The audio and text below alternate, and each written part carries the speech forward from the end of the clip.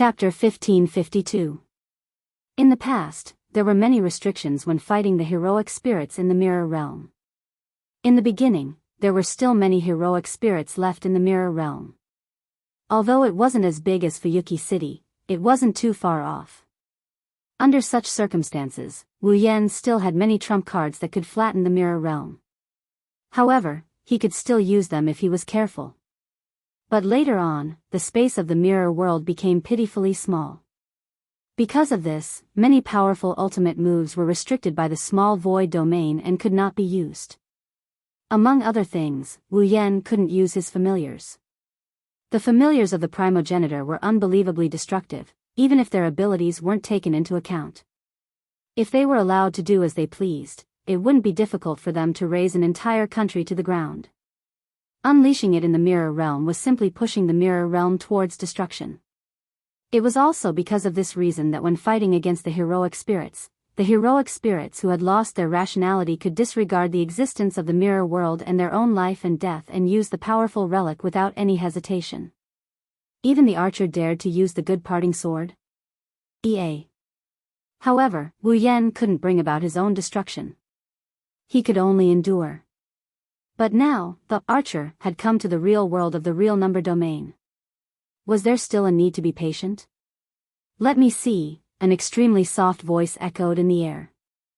The blood-red mist in the corner of the night sky became abnormally dense. The noble artifact that once cut open the world. Can it cut open my familiar? Amidst the soft murmurs, the blood-red mist rolled slightly and rose and fell. Suddenly, it turned into a white flame. Descend. White dragon's burning flame. Heaven and earth suddenly went silent. Boom, the white flame seemed to have been accumulating power for a long time. It was like a reservoir that suddenly opened. It suddenly expanded in the air and turned the night sky into a sea of white flames. Within the sea of white flames, an elegant white dragon slowly emerged from the curtain of flames. Its entire body was white as snow. It looked like a noble sage as it gently undulated. Oh, a pair of eyes slowly opened. The only thing that was different from the color of the dragon's eyes was exposed to the sea of white flames. The elegant white dragon raised its head and let out a long dragon roar. Immediately after, the white sea of fire around him surged into the white dragon's body, completely exposing the elegant white dragon to the air. The fur on its body fluttered in the wind, giving off an otherworldly temperament. It was exceptionally attractive. If one were to take a closer look, they would discover that the white fur on the body of the elegant white dragon was fluttering in the wind. In fact, they were all made up of white flames, causing the white dragon's body to flash with bright white light from time to time. Staring at the white dragon that appeared in mid-air, the archer roared ferociously. Holding the obedient sword in his hand, the archer roared. The cylindrical blade of suddenly started to spin. Ripples appeared in the surrounding space. Streams of scarlet wind gushed out of the space like a torrent that had found a vent and entered the good separation sword. The cylindrical blade of revolved around it, spinning at an extremely fast speed. It was spinning around the good separation sword. The scarlet red wind on the sword was like a ferocious beast, bringing along a roar that others could not hear. As it rotated, it caused the surrounding space to distort, and even caused the space to tremble as if it was unable to bear the burden. The scarlet wind was still sweeping across the sky, bringing with it a terrifying wind.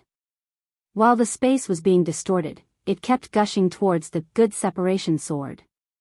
The blade of E's sword. Looking at the scene from afar, Wu Yan's dazzling golden eyes were filled with a burning desire to battle. Among all the relics in each world, which one was the most powerful? Nobody could come to this conclusion. This was because apart from the power of a relic, there were all sorts of abilities and effects. It was impossible to tell which was the most powerful. However, if one were to look at the power of a relic without looking at the abilities and effects of a relic, then the good separation sword? The power of E's sword was definitely the most powerful relic among all the relics in the world. Which of his familiars would be more powerful after their levels were suppressed? Or the relic that had sliced open the world? Now, it was time to determine the winner. Let's go. Filled with fighting spirit, Wu Yan waved his ghostly hand. White Dragon's burning flame. Wu, the elegant white dragon's blue eyes glinted fiercely. Amidst the dragon's roar, a dazzling white flame burst out from its body and covered its entire body. Then, White Dragon's scorching flame took a step back, flapped its wings, and dove down towards the archer with white flames all over its body. However, as the archer roared, the good separation sword? EA's good separation sword? The sword trembled heavily, causing the space to tremble along with it. A majestic scarlet gust of wind burst out from the sword. Arg! The archer roared again and thrust the good separation sword. EA's good separation sword? It stabbed the archer fiercely. Woo! For a moment, the good separation sword? The cylindrical blade that was rotating paused. Then, amidst the trembling of the space, a scarlet tornado burst out with a chi sound, gradually expanding and shooting out. Under the swirling of the red tornado, every gust of red wind turned into the most terrifying sharp blade, cutting the space cleanly. Suddenly, wherever the tornado passed by, the space was like a piece of land that had been plowed through. A pitch-black spatial fault was formed. Wu, the white dragon, whose entire body was covered in white flames, raised its head and let out a long roar. Without the slightest bit of fear, it flapped its wings, and like a white meteor falling from the sky, it charged fiercely towards the incoming scarlet tornado. The distance between the two was closed in an instant, then, the two terrifying attacks that could burn mountains and boil seas collided with each other. Dong! In the sky, it was like a star had exploded. The center of the explosion was flashing with intense white light. A circle of terrifying shockwave formed in a circular shape and shook the surroundings. From a certain point, the shockwave suddenly exploded. Like a punctured balloon, the abnormally violent shockwave filled the sky. A dazzling light sprinkled down from the sky. The shockwave violently attacked. In the ear-shattering sound, it brought along an extremely terrifying storm as it rushed down from the sky. Wherever the storm passed, the space trembled. The terrifying shockwave covered an area of almost 100 meters in an instant. At the center of the shockwave, the white dragon that was covered in white flames and the scarlet tornado collided with each other, causing the surrounding space to shatter inch by inch. Arg! The archer held the good separation sword. EA's good separation sword. As he roared furiously, he gripped the hilt of the sword tightly. Good separation sword. The sword spun even more fiercely, supporting the power of the scarlet tornado. Wu, the white dragon's burning flame that carried the white flames was supported by the dragon's roar and magic that was continuously flowing into his body. It was like a white meteor that kept colliding with the tornado. Not long after, the scarlet tornado that collided with the white dragon, which was able to cut through space and create spatial rifts, gradually evaporated under the burning of the white flames. Bang! Then, with a muffled sound, the crimson tornado that had once cut open the world was completely burned into nothingness under the cover of a spreading white sea of fire. Chi, the elegant white dragon passed through the sea of white flames and gradually evaporated the scarlet tornado. Its speed didn't decrease at all. Along with the archer's roar, the white dragon landed on the archer's body. At the last moment, the archer seemed to have squeezed out a few words in his own roar. In the next second, the white dragon's burning flame engulfed the archer's body. Bang! At the center of the sea, a sea of white flames suddenly appeared and spread across the surface of the sea. The sea seemed to have become its fuel, allowing it to slowly expand. The sky and the sea, two similarly boundless existences, reflected each other's radiance. At the same time, the sea of white flames burned like two sides of a mirror. The scene was so spectacular that it made one's heart surge. Chapter 1553. Bang! By the time Hinajaku, Mikoto, Rin and Osaka, Luvia, and Badget arrived at the beach closest to the scene of the battle, a deafening explosion resounded between heaven and earth. The astonishingly loud noise shook the eardrums of the group of girls, causing their minds to go blank. They even felt dizzy, and their consciousness was shaken away by the loud noise for a short period of time. When the group of young ladies finally recovered from their dizziness and regained consciousness, the scene in front of them left them stunned on the spot, unable to react for a long time. The originally calm sea became turbulent, as if it was in a stormy weather. Even the color of the water's surface was dark. On the turbulent and dark sea surface, a vast white sea of fire was slowly burning, as if the sea water was used as fuel. Not only did it not show any signs of dissipating, but it was also growing at a speed visible to the naked eye. At the same time, in the sky, a sea of fire of the same color is spreading. It's a stark contrast to the sea of fire on the surface of the sea, like two sides of a mirror. The only difference was that below the white sea of fire in the sky, there was a ferocious wound carved on the surface of the sea of fire. Indeed, it's a wound. A wound from the space.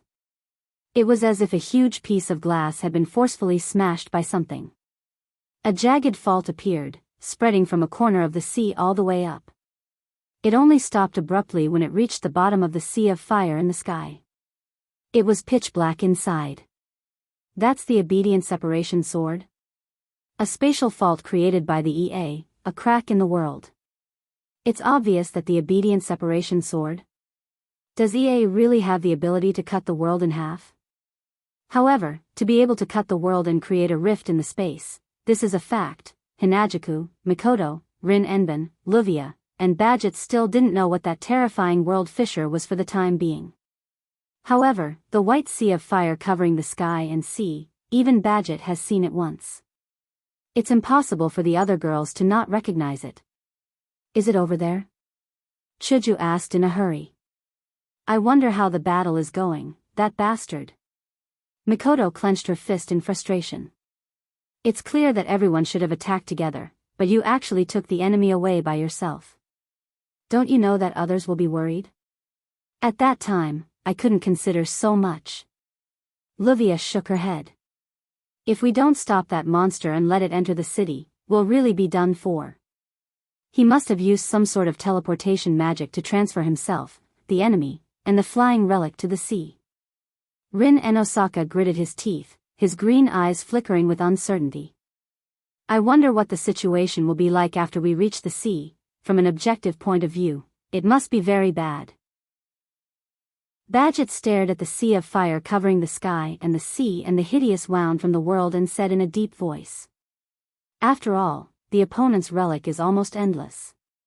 Even if that man really has immortality, there is no guarantee that the opponent's relic will not be able to deal with immortality. After all, it is still very dangerous to be alone, that's enough. Hinajiku couldn't help but shout. Enough with the sarcasm, let's go and meet up with Yen first. But we're on the sea. Luvia said in a troubled tone. There are no boats or helicopters here, how are we going to get there? I can control the iron sand to wrap around my body and use it to fly over. Mikoto quickly said. How about I go and meet up with Yen first? No. On the side, Rin Enosaka pointed at the white sea of fire and the ferocious world crack without hesitation and retorted. Do you really want to enter that place alone? Mikoto didn't know what to say to that. No matter what, it is a flame that can burn time. It is comparable to mystical magic. If she really went in, the flame would not let her go just because she knows its master. Not to mention, there is also the obedient parting sword. If she was not careful and fell into the fissure, she would be torn apart by the turbulence of space. But if she had to watch Wu Yen fight with such a terrifying monster, even though she believed in Wu Yen, she would still be unwilling to do so. Then what should we do? Mikoto couldn't think of a way out, so she became impatient. We can't go, we can't not go either. What should we do? Just stand here and watch? Other than that, what else can we do? Rin Enosaka's voice was filled with anxiety. If we don't think of a way to deal with the white flame, we can't even get close to it, right? Aren't you two companions with that man? Luvia looked at Chuju and Mikoto. Can't you think of a way to deal with the white flame? Even if you put it that way. Hinajiku looked helpless. We can't do anything about that flame either, just as Chuju, Mikoto, Rin Enbin, and Livia were about to start arguing, Badget suddenly pointed at the sea and spoke. "Look over there." The girls froze for a moment and looked at the sea in the direction Badget was pointing at. It didn't take long for all the girls to notice something. There's a figure floating on the sea. Being pushed by the waves like a rootless duckweed, it's floating towards them. Seeing the figure drifting along with the waves towards the beach, Hinajuku and Mikoto were the first to cry out in surprise. "Yen! It's Wu Yen!" However, Wu Yan's eyes were closed, his face was pale and his body was moving along with the waves. His body didn't move at all. It's obvious that Wu Yen has lost consciousness. Yen! Realizing this, Hinajuku and Mikoto jumped into the water without a second thought and ran towards Wu Yan's direction. Rin Enbin and Livia finally reacted and immediately followed after him. Badget also silently followed after them.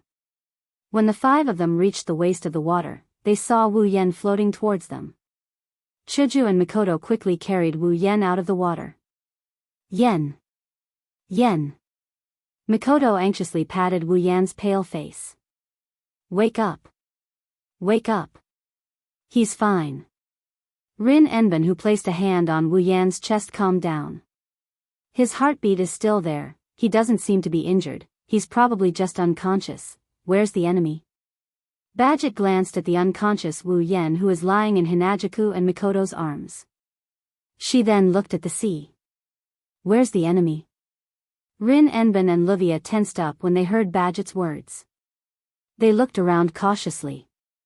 Even though he didn't know what had happened, it was possible that the dark and heroic spirit was still around. Chuju, while Rin Enbin, Livia, and Badget were on high alert, Mikoto suddenly pulled Hinajuku and lowered her voice. "Look, Yan's hand." Chuju froze. She looked at Wu Yan's hand and froze. The reason for that was because that hand was tightly holding onto a card. On the front of the card, there was a picture of an archer with an arrow knocked on it, and below it was the word archer. Archer, archer, class card. The card that was originally in Mikoto's body is now in Wu Yan's hand. No, it's more accurate to say there's an identical card in Wu Yan's hand. Needless to say, that could only be the second archer class card. Up until now, everyone was still working together to fight against the monster-like blackened hero spirit that had escaped from the mirror realm. Chuju and Mikoto looked at each other. Chuju took the archer class card from Wu Yan's hand and put it in her pocket.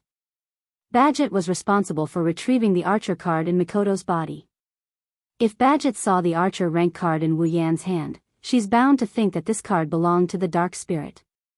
She's bound to be suspicious of Wu Yan's identity. After all, Badget didn't know that there was an eighth card.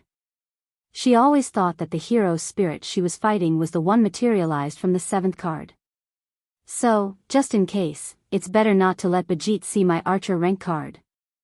RS. Chapter 1555. You're saying you defeated the dark and heroic spirit? In the living room, Mikoto, Rin and Osaka, and Livia came to ask about the battle last night. She was shocked when she heard what Wu Yen said. You really defeated it? Do I have to lie to you? Wu Yen shook his head. He took out a class card and showed it to Badget. Look, I've already retrieved the class card. Badget frowned when she saw the class card in Wu Yan's hand. Rin and Osaka and Livia had a weird expression on their faces. That's because the card that Wu Yen took out has a picture of a berserk warrior holding a great sword in his hand. Needless to say, it was the Berserker class card. Rin Enbin, Livia, Ilya, and Mio were the witnesses to the recycling of this class card. Therefore, Rin and Osaka and Livia were sure that the class card in front of them wasn't the same as the dark and heroic spirit from last night. Of course, this was because Rin, Osaka and Livia had subconsciously assumed that the eighth card was different from the 7 cards that they had collected earlier. If they knew that the class card Wu Yen retrieved last night was the archer class card, Rin and Osaka and Livia would be shocked as well. Berserker, huh? Badget's frown loosened as she stared at the class card in Wu Yan's hand. She nodded. It really is the same as the monster from last night. Wu Yen, Chuju, Mikoto, Rin and Osaka, and Livia looked at each other when they heard what Bajit said. They nodded with a bitter smile. Although he knew in his heart that the darkened hero's spirit from last night was not a berserker, he had to say it out loud. Bajit's words were also very convincing. That kind of monster was indeed extremely compatible with a berserker. Compared to the original berserker, it was even more fitting. Until now, many people still remembered the scene of the archer breaking out of the virtual domain's mirror realm and arriving at the real domain's real world. That scene was deeply engraved in the hearts of many girls. It wasn't an exaggeration to call them berserkers. If Wu Yan didn't know that Gilgamesh was only an archer and didn't meet the requirements to become a berserker, he might have thought so too. After all, a berserker has the right to become a berserker. Only a berserker who went berserk in battle would be qualified. A heroic spirit that hasn't gone berserk in battle cannot become a berserker. While Wu Yan was speechless, Bajit opened her mouth and said something. In other words, all the class cards are in your hands, right? Hearing that, the atmosphere in the hall suddenly dropped to the freezing point. Only then did the girls remember. The battle maniac in front of them wasn't their companion, he was their competitor. At the same time, he came to Fuyuki City to get the class cards. He was sent by the Magic Association. Thinking up to this point, Hinajiku, Mikoto, Rin Enbin, and Ruvia started to look at Bajit with hostility. Their delicate bodies also tensed up, preparing to deal with Bajit's attack at any time. Don't think Bajit can't do it. As long as it doesn't violate the principle of not exposing magic in front of ordinary people, Bajit can do almost anything to complete the mission. Wu Yan is the only one with a calm smile on his face. He waved his hand. All 7 class cards appeared in his hand. As you can see, all the class cards are in my hands. Do you want to rob me? Bajit stared at Wu Yan with a sharp glint in her eyes. The girls standing behind Wu Yan were also shocked. Rin Enbin and Livia put gems on their fingers. Logically speaking, since they belong to the Magic Association, they should be helping Bajit. Unfortunately, not only did Bajit have nothing to do with the department that Rin Tozaka and Livia belonged to, but the higher-ups in the department even went against Zelrich in order to get a rank card. How could the 2 magician girls stand on Bajit's side? As for Chuju and Mikoto, although they were cautious, they weren't as serious as when they faced Bajit. As for the reason, it was extremely simple. Gue Chuju, level 80. Misaka Mikoto, level 82. The second part of the Demigod Path quest has been completed. The restriction bracelets on their wrists have been removed. Chuju and Mikoto have returned to rank 9. Bajit can no longer defeat Chuju and Mikoto. As for Wu Yan, there's no need to talk about him. Level 89. Peak of rank 9. At this level, he won't be able to find a match in the entire world. He wasn't afraid of Bajit when he was level 75. Why should he hide his strength from her now? If it wasn't for the fact that Xiao Hei might be targeted, Wu Yan wouldn't have taken out the Berserker card to trick Bajit. Of course, Bajit didn't know about this. She just stared at Wu Yan without saying a word. Her sharp eyes began to waver. The entire place was silent and depressing. After a long time. Sigh. Bajit sighed and turned around. She walked towards the door. What's wrong? Wu Yan couldn't help but say something. Aren't you going to steal the cards? With my power, I won't be able to take those cards from you. Bajit stopped and glanced at Wu Yan.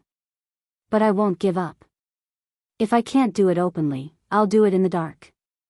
I hope you won't let your guard down. After that, Bajit walked out of the hall without looking back. Is it okay to let her go? His gaze was fixed on the entrance of the hall as he spoke in a deep voice. Bajit wasn't joking. With her personality, she might really do it in the dark. Aren't you worried that there's a threat lurking in the dark? I need a chance to worry about it. Wu Yan's expression became slightly helpless. He looked at Rin Enbin and hesitated for a moment. Then he said something that made Rin Enbin tremble. I came to Fuyuki City to get the 7 cards. Now that the cards have been collected, it's time for me to leave. Pa. As soon as he finished speaking, the sound of something falling on the floor could be heard from the direction of the entrance of the hall. Everyone looked at the source of the sound. At the entrance of the hall, Mei Yu was standing there. A bag of fruits, which should have been in Mei Yu's hand, fell on the ground in front of her. Mei Yu didn't care about the fruit on the ground. She looked at Wu Yan with eyes that could break anyone's heart. Her face was full of disbelief, followed by deep sadness. Obviously, Mei Yu had heard everything that was said just now. Mei Yu. Wu Yan was shocked. Mei Yu took a step back. Her orange eyes were filled with tears and they quickly fell to the ground. With a sad expression, she turned around and ran away without looking back. Wu Yan panicked when he saw this. This was the first time he saw a strong girl like Mei Yu cry. What are you doing? Livia panicked and shouted at Wu Yan. Hurry up and chase after her. What about me? Livia raised her voice. Don't you know what kind of position you have in that child's heart? Go after her. Go after her. Rin Enbin took a deep breath and turned around. He didn't look at Wu Yan. If you don't go after her, with that child's personality, she might not be able to open her heart for the rest of her life. Hearing that, Wu Yan finally reacted from the fact that Mei Yu was crying. He stood up. Chuju. Mikoto. I'll leave this place to you. Chuju and Mikoto knew that now is not the time to hesitate. They nodded and let Wu Yan calm down. Immediately, he chased after Mei Yu and rushed out of the hall. The only thing left in the hall was a heavier and more oppressive atmosphere than when Bijit was here. Chapter 1556. Bang! The entrance door was violently opened. The sound reverberated in the night air and gradually spread out. Inside the door, a petite figure rushed out, bringing along a trail of sparkling and translucent liquid, sprinkling down in the dark night. The petite girl ignored him and rushed to the side of the iron gate. She pulled open the iron gate and began to run in the quiet night street as fast as she could. As for where the direction she was running towards, the petite girl had no idea at all. She just wanted to get away from the scene as fast as she could, the farther the better. Not long after the petite girl ran out of the street, another figure rushed out from the entrance door. He stood there and looked around. Then he saw the petite girl running to the other side of the street. Mei Yu. Wu Yan didn't use spatial magic. His speed was comparable to lightning, but Wu Yan didn't use this inhuman speed. Instead, he chased after her at a normal running speed. Mei Yu, who was running in front, seemed to have heard Wu Yan's voice. Her small heart trembled and her footsteps slowed. In fact, Mei Yu didn't want to stop at all. But for some reason, after hearing Wu Yan's voice, Mei Yu couldn't run anymore. She couldn't even move her feet. It was as if she was rooted to the ground and didn't move at all.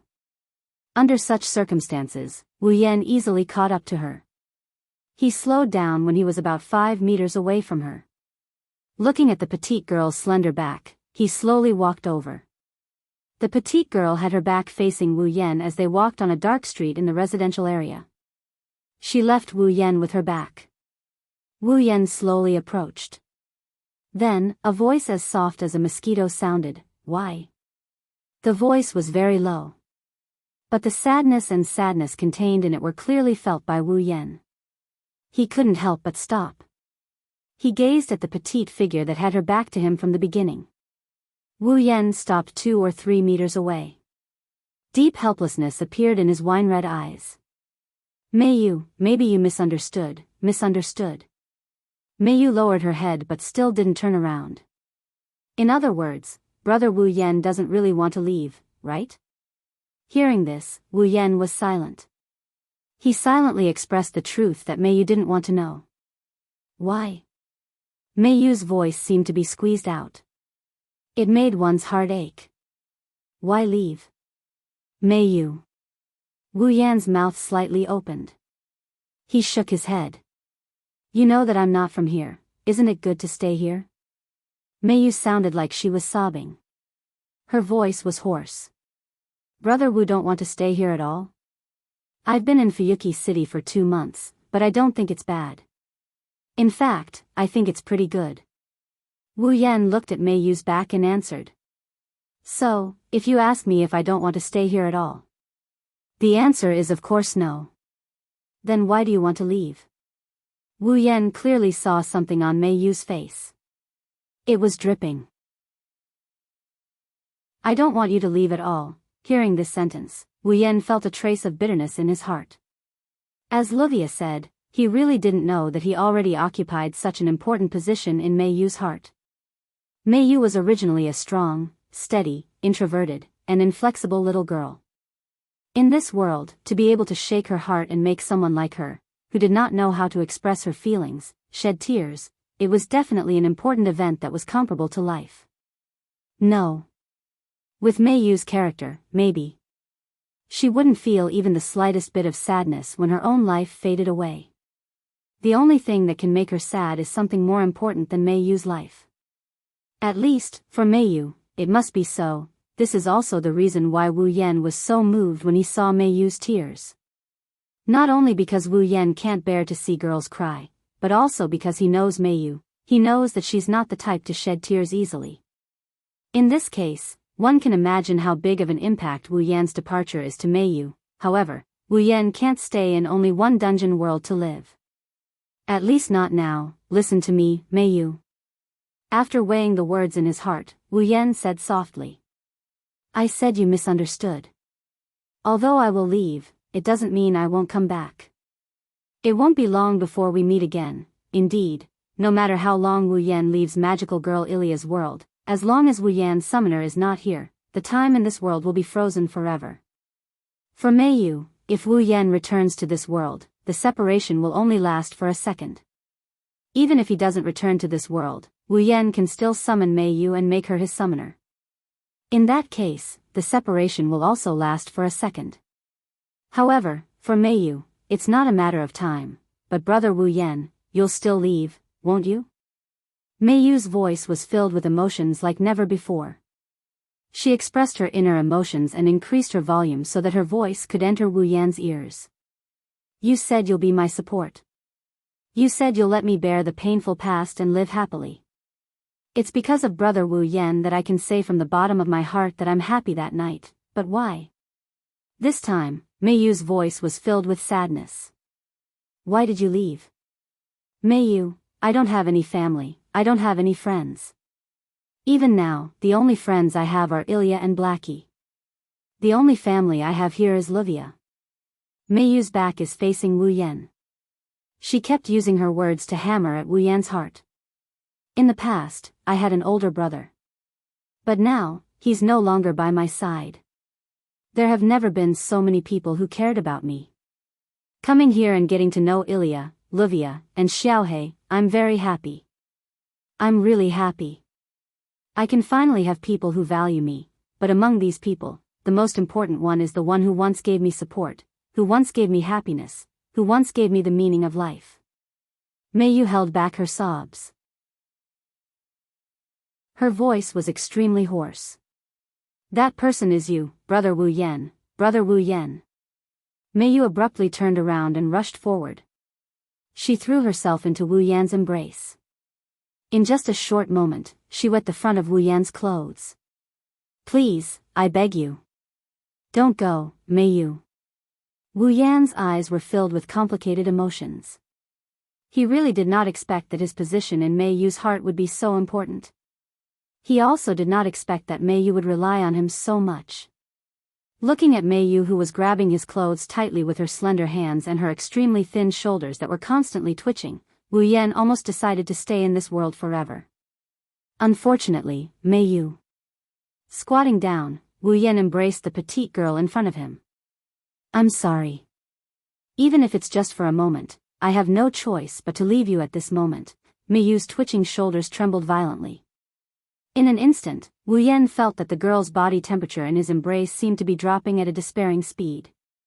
He could not help but hug Mei Yu tightly. In the place I'm about to go back, there are also people who rely on me like you. They think I'm the most important person and they are waiting for me to bring them happiness. I can't be that selfish. I can't let one person suffer for the sake of another's happiness. That's why I can only keep searching for a way to make everyone happy. However, if I don't have the ability to do so, then I would be selfish. Wu Yan shook his head. So, may you, even if it's just for a little while, can you please wait for me for a little while? Lying in Wu Yan's arms, Mei Yu did not speak, but her twitching shoulders stopped. Only the hand that was grabbing Wu Yan's clothes kept tightening. Then, she said this.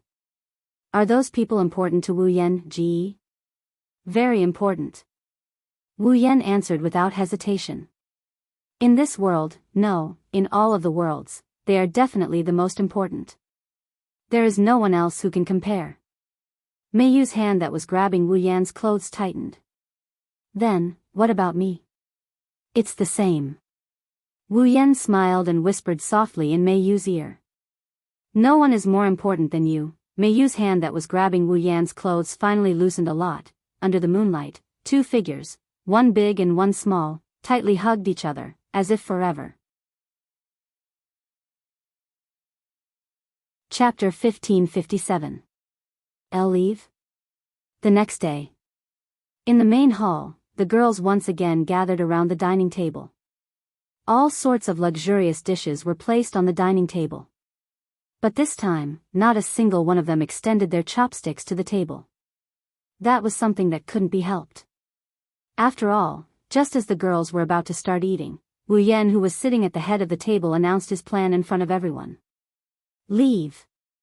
It was a simple word, but it stunned many of the young girls.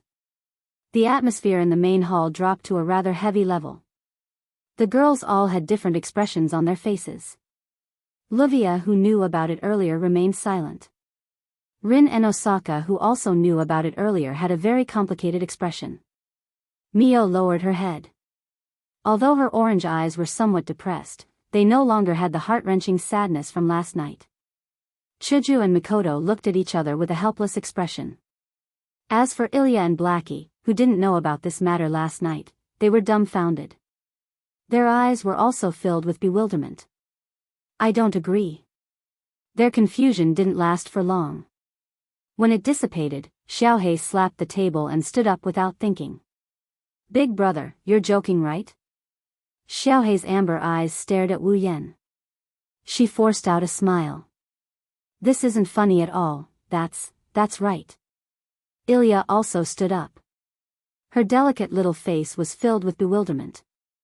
She looked like she was about to cry. Elle leave? Even if it's you, big brother, I won't forgive you for making such a joke. Wu Yan didn't say anything. Instead, he looked at Ilya and Xiaohei with his wine-red eyes. His eyes were calm. Big brother. Seeing those calm eyes, Ilya and Xiaohei finally realized that this was not a joke. More or less, panic appeared on their faces. Why do we have to leave? This time, it was Xiaohei who shouted first. Instead, it was Ilya who shouted. Isn't it good to stay here? Compared to Ilya, who was only now excited. Little Hei seemed to want to create a sharp contrast with him. The emotions on his face disappeared, and he regained his composure. He asked. Is it because of the rank card? The reason I came to Fuyuki City is to get the 7 rank cards. Wu Yan sighed and he took out the 7 rank cards. Now that I've gotten all 7 cards and completed my mission, it's time for me to continue my journey. It wasn't only Ilya and Blackie who reacted. Rin Enbin, Mio, and Livia also raised their heads and looked at Wu Yan. My mission is not only to obtain the 7 rank cards. There will be various other tasks in the future. I need to go to every place and complete them. Facing the gazes of the girls, Wu Yan shrugged his shoulders as if he was relaxed. I don't know when it will end, so calling it a journey is more or less the same. Hearing this, the girls all looked at each other in dismay. Obtaining the 7 rank cards is only a part of the mission? What part of the mission? Who is the one who issued the mission? Even the class card that the Association of Mages was helpless against was only one part of the mission. Then, What else did he need to do for this mission? Where do I have to go to do it? These questions flashed through every girl's mind at the same time. After having these questions, the girls realized that they didn't know anything about Wu Yan, Chuju, and Mikoto. Where did they come from? What is their true identity? Was there someone standing behind them and arranging tasks for them? Rin and Osaka, Luvia, Ilya, Mio, and Blackie didn't know any of this. What's even more unbelievable is that Wu Yan, despite not knowing about any of this, has already occupied a large space in the hearts of many of the girls. Isn't this unbelievable? Similarly, without knowing anything, the girls couldn't judge whether Wu Yan's mission was good or bad, and whether they should support him or not. Therefore, they were speechless at Wu Yan. Do you have to leave? In the end, Xiao He channeled all of his emotions into this one sentence. He stared at Wu Yan without letting go. If Big Brother leaves, I won't be able to live. This wasn't an exaggeration. Little Black needed someone to provide him with magic power to maintain his existence. If he lost the support of magic power, Little Black would directly disappear. Currently, it was Wu Yan who provided her with mana. If Wu Yan leaves, Blackie would have to find a way to obtain mana from others. But if that's the case, other people's mana wouldn't be as good as Wu Yan's, and Blackie would have to absorb mana from countless people to maintain her existence. If she absorbs mana from ordinary people, it would cause them to go into shock due to excessive mana consumption. In serious cases, their life force would be converted into mana and absorbed by Blackie. Therefore, if possible, Blackie doesn't want to absorb mana from ordinary people. But if she absorbs mana from magicians, would Rin and Osaka and Luvia agree? Would Ilya and Mio agree? If all four of them don't agree, is Blackie supposed to find Badget? Then, Blackie would rather disappear by herself. That's why Blackie wouldn't be able to live without Wu Yan. Although it's more or less an exaggeration, it can't be said to be false. Alright, can you all stop looking at me with such a heavy expression? Wu Yan bitterly smiled when he saw the heavy and complicated expressions on the girls' faces. Right now, I can't explain my situation to you all. All you need to know is that I won't be gone for long. Won't be gone for long? Ilya was stunned for a moment before she hurriedly asked. How long will it be? Well, Ma. Wu Yan scratched his cheeks and shrugged. Perhaps, I'll be back tomorrow. Tomorrow? The group of girls were all stunned. Blackie even exclaimed in surprise. So soon? How long do you think it will take? Wu Yan rolled his eyes at Rin and Osaka, Luvia, Ilya, Mio, and Blackie. Do you all think that this separation will be forever? But... Ilya said with uncertainty. Big Brother, didn't you just say that you have a lot of missions to complete? But, like I said, I won't be able to explain my situation to you guys. Wu Yan hesitated for a bit as if he's thinking about how he should explain himself. In the end, he had no choice but to say this out loud. All in all you need to know is that the next time we meet, it won't be long. Hearing this, whether it was Ilya, Blackie, Mio, Rin to Saga, or even Luvia, their expressions became much better. It's a promise. Ilya jumped off her chair and ran to Wu Yan. She extended her pinky. You can't lie. Since when did I lie to you? Wu Yan smiled and scratched Ilya's little nose. Ilya was embarrassed. Then, he extended his pinky and hooked it with Ilya's. I've promised all of you that it won't be too long before we meet again. Ilya immediately revealed an incomparably adorable smile, causing Xiao He to be incomparably envious. He ran over while shouting. Me too. I also want to make a promise with Big Brother. After saying that, he didn't care about Ilya's reaction and squeezed her away, causing her to almost fall. Yua. Ilya quickly stabilized herself and glared at Blackie.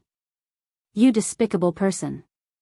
Blackie stuck out her tongue at Ilya and made a funny face.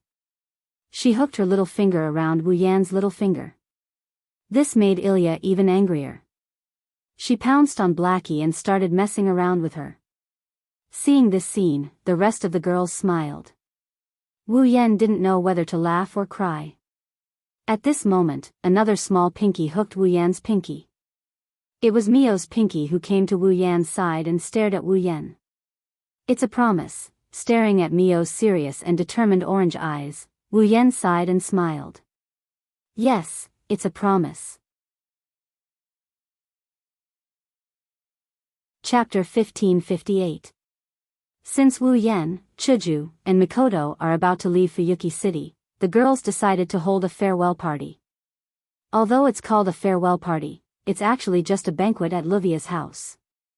Moreover, all the dishes used in the banquet must be prepared by Wu Yan himself. The reason is because Wu Yan's cooking is too delicious. As a result, one of the main characters of this farewell party became the chef who prepared the food and drinks for the young ladies. Moreover, it's for an entire day. Fortunately, Ilya, Mio, and Xiaohei happened to be on holiday, so they didn't need to go to class today. This farewell party was very lively in the Eiderfeldt's living room. Chuju and Mikoto also seemed to have blended in, chatting and laughing with everyone. Even Mio, who usually works as a maid and has always been very calm, chatted with Chuju and Mikoto happily. This scene, for those who know Mio, might be a bit unbelievable, right? But, it's very cute. The other girls were pretty much the same. Ilya and Xiaohei seemed to be very reluctant to part. During the entire farewell party, they stayed by Wu Yan's side for the first half of the time. When the sky was almost dark, they went to find Chuju and Mikoto to talk before parting. Luvia, on the other hand, sat in her seat the whole time, elegantly drinking black tea, eating and chatting with others from time to time. She didn't appear to be too friendly. That's natural. Among all the girls, if there's one girl who has the worst relationship with Wu Yan, Chuju, and Mikoto, then it's definitely Luvia. After all, other than when Luvia and Wu Yan came to collect cards, they never interacted with her. Other than that, there's almost no chance for them to meet. Not to mention, Wu Yan, Chuju, and Mikoto were the main culprits who ruined Luvia's grand plan to become his disciple. The fact that they were willing to provide the venue and financial support for this farewell party was already quite magnanimous of them. However, there was also one person present who was unusually silent. The entire farewell party ended. He hadn't spoken more than 10 sentences. Rin silently drank the drink in her hand. She glanced at everyone around her. After making sure no one noticed her, she stood up from her seat and quietly left the venue. However, Rin and Osaka didn't know. From the beginning to the end, there was one person who had been paying attention to her. Rin and Osaka pushed open the door and walked out of the mansion into the courtyard. He raised his head and looked at the sky. The night sky was still bright, stars dotted the sky, and the full moon was like the leader of all the stars. It was located in the middle of the stars, as if it had transformed into one of the stars. It was also the largest star.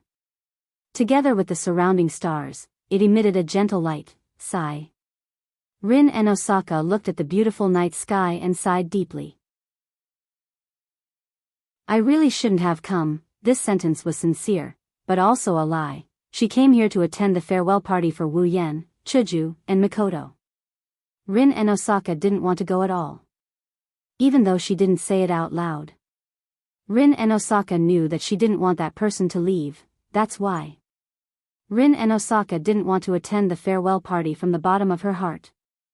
The sentence, I really shouldn't have come, was definitely sincere, but even though she thought so, if she didn't come, Rin and Osaka's heart would feel empty. Thus, the sentence, I really shouldn't have come, was another lie, damn it.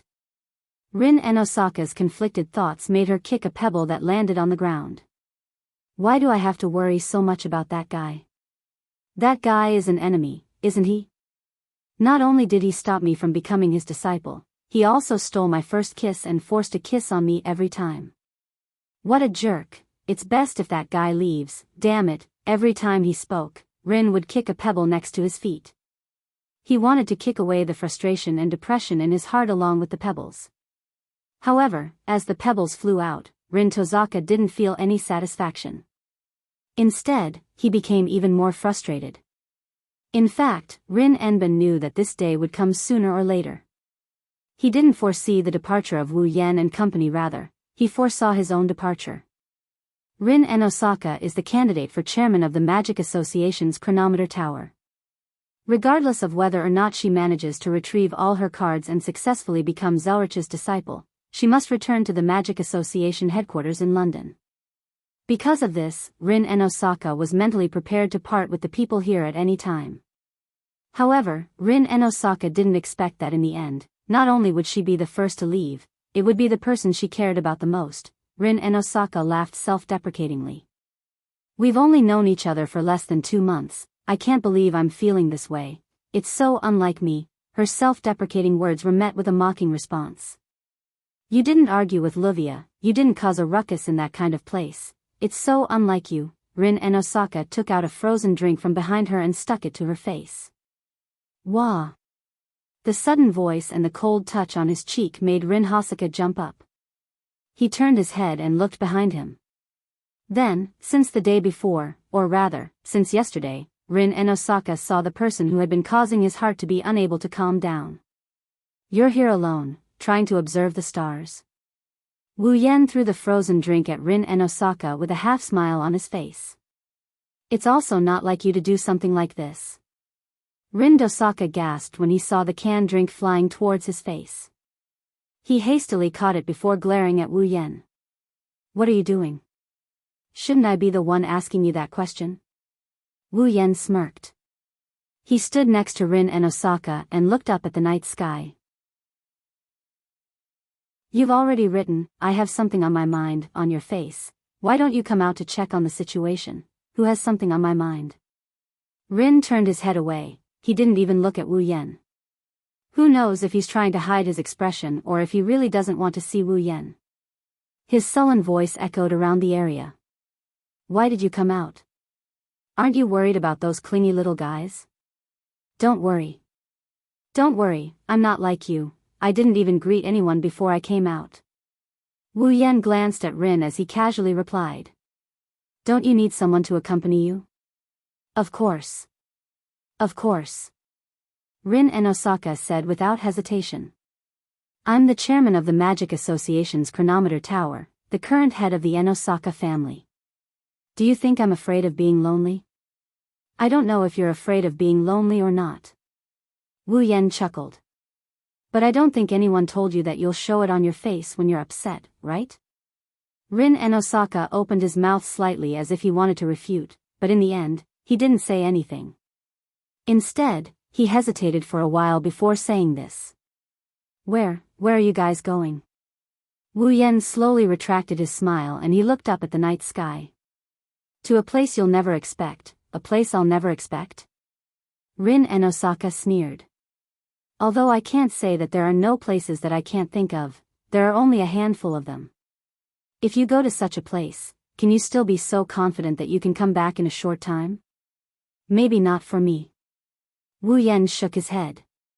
But for all of you, this period of time will definitely not be too long. Don't be so secretive, can't you just tell me? Rin and Osaka was furious. Do you think it's fun to be so secretive all the time? Oh. Wu Yan raised an eyebrow and he laughed out loud. You want to know my secret? Why don't you try and find it yourself? Wu Yan waved his hand and returned to the mansion. Rin and Osaka clenched his teeth as he looked at Wu Yan's back. How infuriating. Rin and Osaka didn't realize that the frustration in his heart had unknowingly disappeared. Chapter 1559. The sky was clear, the clouds were untainted, the mountains were moist, the wind was warm. At the top of the azure sky, there were no clouds for thousands of miles, not even a wisp of cloud. It was as if all colors had been filtered out. The few remaining thin white clouds seemed to have been melted by the sun and slowly dissipated with the wind, causing the sky to sparkle magnificently. The sun and fresh air shrouded the land. Sometimes, the sun would walk into the few clouds that were about to dissipate. The light would shine through the clouds and onto the rivers and seas of Fuyuki City. Sometimes, there would be dark clouds floating in the sky. The clouds were so thick that when the sun came out, it was impossible to see it. But the rays of the sun in the clouds penetrated the encirclement, and set the clouds with a glittering rim of gold. Soon after, the sun slowly rushed out from the clouds and appeared in the sky. It even dyed the dark clouds golden, causing them to dissipate as if they had melted. At this time, it wasn't only the sun, the clouds, and the sea that were shining. Even the land was bright. The weather was so clear. Looking from the window, the transparent blue sky looked like a silk handkerchief. Inside the window, 2 girls were busy with cleaning utensils. The 2 girls had been in this state since they woke up in the morning. Standing in the middle of the hall, Wu Yan looked at Hinajiku and Mikoto, who are wearing aprons and busying themselves around. His expression is somewhat helpless. Okay. Do you have to be like this? If you have time to be sarcastic, why don't you come and help? Mikoto wiped the sweat off her forehead.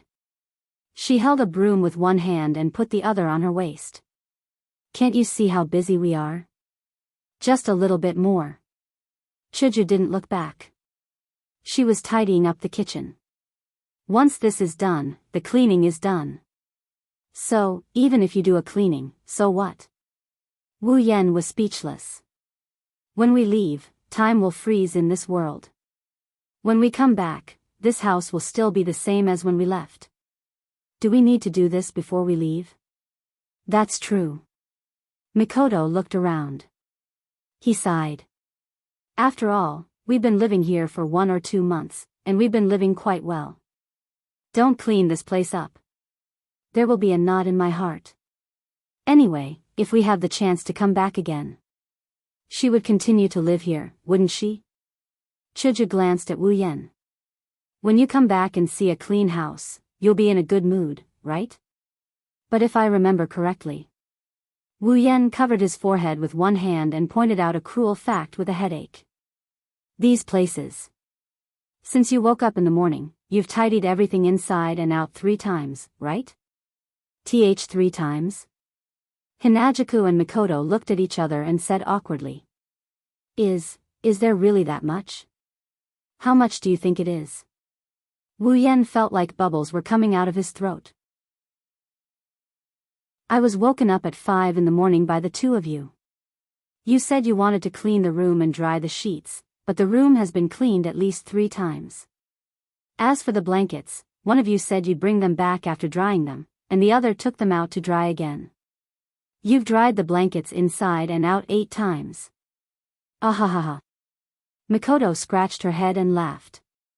Now that you mention it, I think I have some recollection. What's the matter? Chuju puffed up her cheeks and turned her head away. We have feelings for this place, and we don't want to leave. Actually, instead of saying they didn't want to leave this house, it was more accurate to say that Chuju and Mikoto didn't want to leave the house for the past 2 months. Although they had to fight in the mirror realm of the imaginary number region at night and had fought with Rin Enbin, Luvia, Mio, and Ilya, Blackie, and Badget, other than that, the 2 girls' days here were very ordinary. Ever since they followed Wu Yan to the Spalier world, the 2 girls didn't have a normal life in the Spalier world. Besides, even if there were battles, Rin Enbin's group, rank cards, Badget, and many other problems, Wu Yan, Chuju, and Mikoto worked together to solve these problems. The 2 girls felt like they were back to the time when the 3 of them were the only ones exploring the world. It's understandable that they didn't want to leave. Of course, now that they have so many companions, Chuju and Mikoto weren't unhappy at all. Now that the base in the Behemoth Forest has been completed, the capital of alternate generations has become the home of the Summoners and the Misaka sisters. If nothing major happened, they could just stay in the capital of alternate generations and live a normal life, and they would still be able to visit the girls. Until now, the happy life that the girls have been praying for finally took shape with the completion of the capital of alternate generations. Now, all they need is a guarantee and they can continue living like this. That guarantee, needless to say, is to have the power to deal with all accidents and protect their happy life and home. With that thought in mind, Chuju and Mikoto turned their eyes to Wu Yan. Their eyes were filled with gentleness. In order to find the power to protect everything, Wu Yan has been wandering between the Spalier world and the various dungeon worlds to increase his strength. Now, all he needs to do is complete the Demigod Path quest and reach the level of Pinnacle Demigod, and Wu Yan will become a Pinnacle Demigod. He will become the strongest in the Spalier world in the truest sense of the word. Under these conditions, plus the fact that the system still has S-rank equipment and mythical armaments that can provide the power of God, Wu Yan can exchange for the S-rank equipment and obtain the power of God. When that happens, with the help of the power of God, Wu Yan will have the chance to become a true God-tier expert. When that time comes, a truly peaceful and happy life will befall everyone living in the capital of alternate generations. In order to welcome the arrival of that day, Chuju and Mikoto swore to themselves that they won't fall too far behind the most important person in front of them. No matter how reluctant I am, it has to end here. Wu Yan, who was oblivious to Chuju and Mikoto's determination, looked around and sighed. If this goes on, there will be no end to it, all right. Chuju and Mikoto snapped out of their daze and reluctantly put down the cleaning tools in their hands. They untied their aprons and folded them carefully before coming to Wu Yan's side. By the way, aren't you going to say goodbye to the children? Mikoto wrinkled her nose. Because you're leaving, the children are quite affected, aren't they?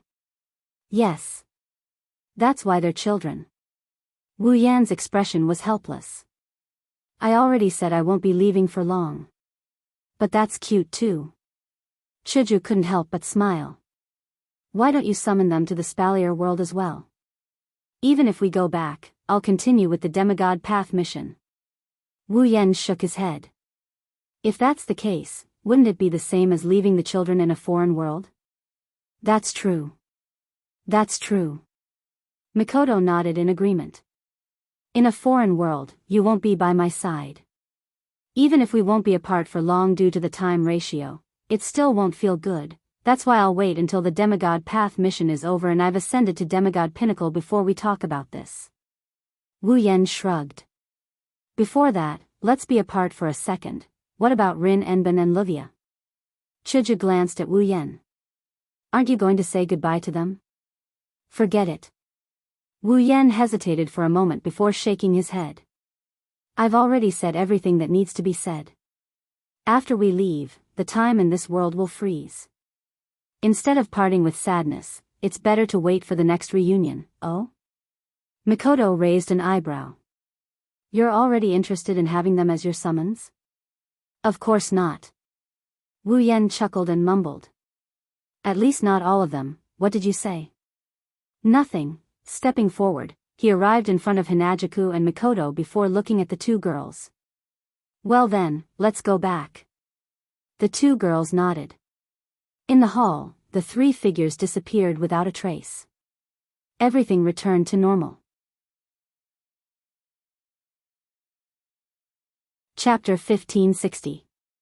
Spalier World, Behemoth Forest. Ever since the birth of the Beast King and the demonic beast's rampage, no one has entered this natural treasure trove of the Spalier World. In order to prevent the innocent warriors and magicians from being destroyed by the demonic beasts, Ailu, Baruba, and Fea empires have set up camps near the Behemoth Forest.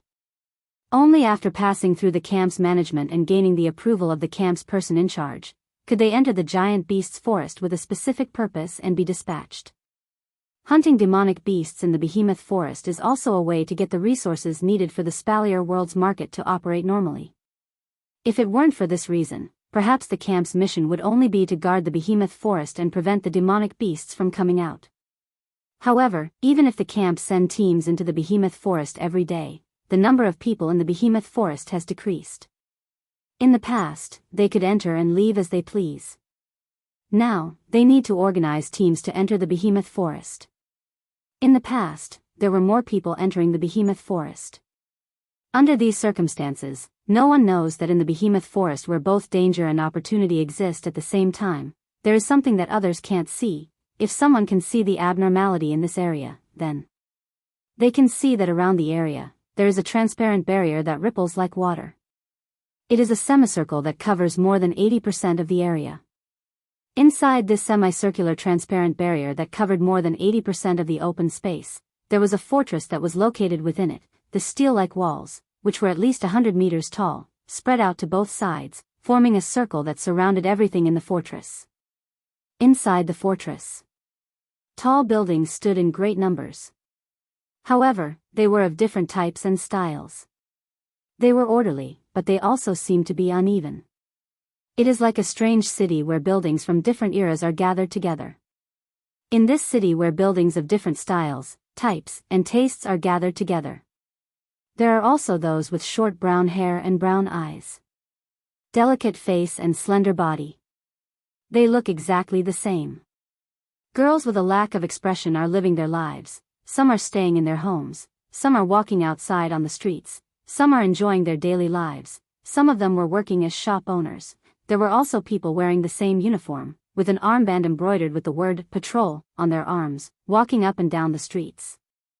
Apart from the identical looks and figures, this was simply a living city. As for the Misaka sisters, they were just like normal girls, living a leisurely and ordinary life. This is the current capital of alternate eras. At the center of the capital of alternate generations, there was an inverted pyramid-shaped building with the highest height, which allowed one to have a panoramic view of the entire capital of alternate generations. The heart of alternate eras. This is where Wu Yan and his summons live. At this moment, Mikoto was standing at a window on the top floor of Generation's Heart. Through the window, she looked down at the Misaka sisters who were living their lives peacefully. Her tea-colored eyes were actually red. This is great, this is great. Wu Yan and Chuju who are standing behind Mikoto are also looking at the scene below. They saw Mikoto's excited expression and smiled gently. They can understand Mikoto's feelings. Originally, the Misaka sisters were only clones. They were born as experimental subjects in the magic catalog world. They were killed by Accelerator and used by Alistair. In order to save the Misaka sisters, Mikoto had sunk into the depths of darkness and despair. Later on, even though Wu Yan gave Mikoto a glimmer of hope and saved all the sisters still couldn't be said to be completely out of danger. After all, there were too many people who coveted the existence of the Misaka sisters in the magic catalog world. There are so many conflicts in the Spalier world that in the end, the Misaka sisters picked up their weapons and joined the battle. Of course, it was more like hunting in the giant beast's forest. Occasionally, they would get rid of the bugs in the giant beast's forest. Compared to the life in the magic catalog world, life in the giant beast's forest was like heaven to the Misaka sisters. But Mikoto doesn't want the Misaka sisters to join the battle at all. Although the Misaka sisters don't care about it, the truth is that the Misaka sisters have never lived a good life since they were born. They haven't even lived a normal life. This is something Mikoto can't bear to see. It was also because of this that Mikoto was the one who put in the most effort and labor when they decided to build the base and give the Misaka sisters a place to rest. It's all for the sake of letting the Misaka sisters live a normal life without any conflicts. Unfortunately, in this world, there are endless conflicts. Without the power to protect everything, there's no such thing as a happy life. This is because there's no telling when it will be destroyed.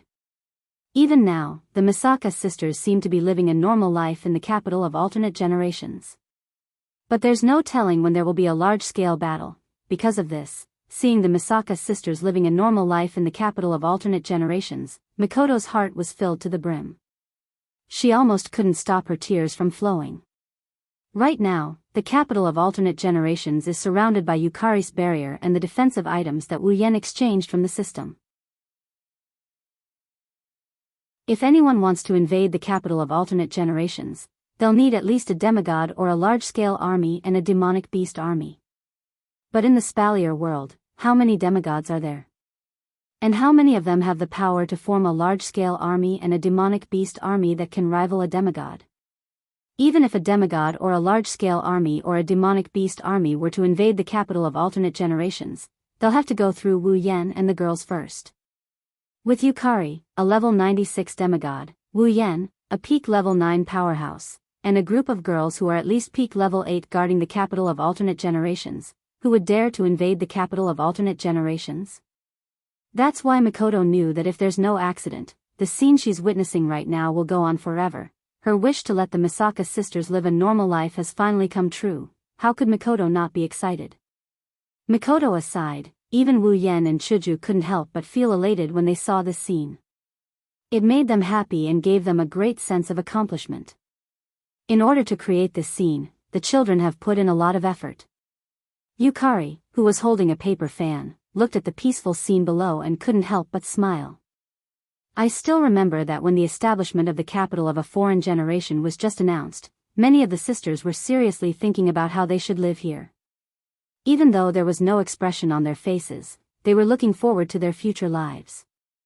There's no doubt about this, life, huh? Chuju said with some emotion. So, even if there's no need, some of the sisters are still opening shops. The things sold in those shops are all made by the sisters themselves. Yukari smiled happily. Clothes, food, decorations, and even potted plants and flowers are all made by those sisters according to their own interests and hobbies. They put them in the shop to sell. Everything you see now is presented because they decided what they want to do. Even the clothes and decorations are made by themselves. Wu Yan is a bit surprised and impressed at the same time. That's really something. When did the sisters learn to do this? Then, the things sold in those shops are also set by the sisters? Chuju asked with interest. Is the currency that my sisters use to buy things and buy raw materials for making items that need to be circulated in the market from Purple Flow? Those children don't use currency to buy and sell things. Yukari chuckled. Sometimes, they use items to exchange with each other. Sometimes, it's just a small condition like cooking a meal. There are all kinds of forms. Of course, even if they don't, when they see that their sisters really want their things, those children will also give away the things they made with their own hands. Hearing this, Hinajiku showed a look of yearning. How enviable, such a life. The way the sisters live is really attractive. There's no profit or human selfishness, they do whatever they want, opening their own shops and making things. This was also the kind of life that his younger sisters wished for. Yukari also said that even if there's nothing to exchange for these things, the sisters will give away the things they made themselves. That's because the ones who need these things are their sisters. Isn't such a life desirable enough? Stop talking. Mikoto rubbed her eyes, wiping away all the moisture in them. She pulled Hinajiku's hand and couldn't wait to start yelling. Chuju. Let's go shopping together. Okay. Hinajiku agreed without hesitation. She seemed to have thought of this a long time ago. The two of them rushed out without saying goodbye. Wu Yan and Yukari didn't know whether to laugh or cry. Chapter 1561. How's the mission going on your side? Yukari asked Wu Yan with an expression like she's interested in something she rarely does. It should be done, right? Well. Wu Yan scratched his head. Although there were a lot of problems in the middle, I finally completed it. It's good that you can complete it. Yukari patted the paper fan in her hand and glanced at Wu Yan. It's rare to have a shortcut that allows you to climb to the top, you have to grasp it well. I know what you're trying to say, but sometimes accidents happen.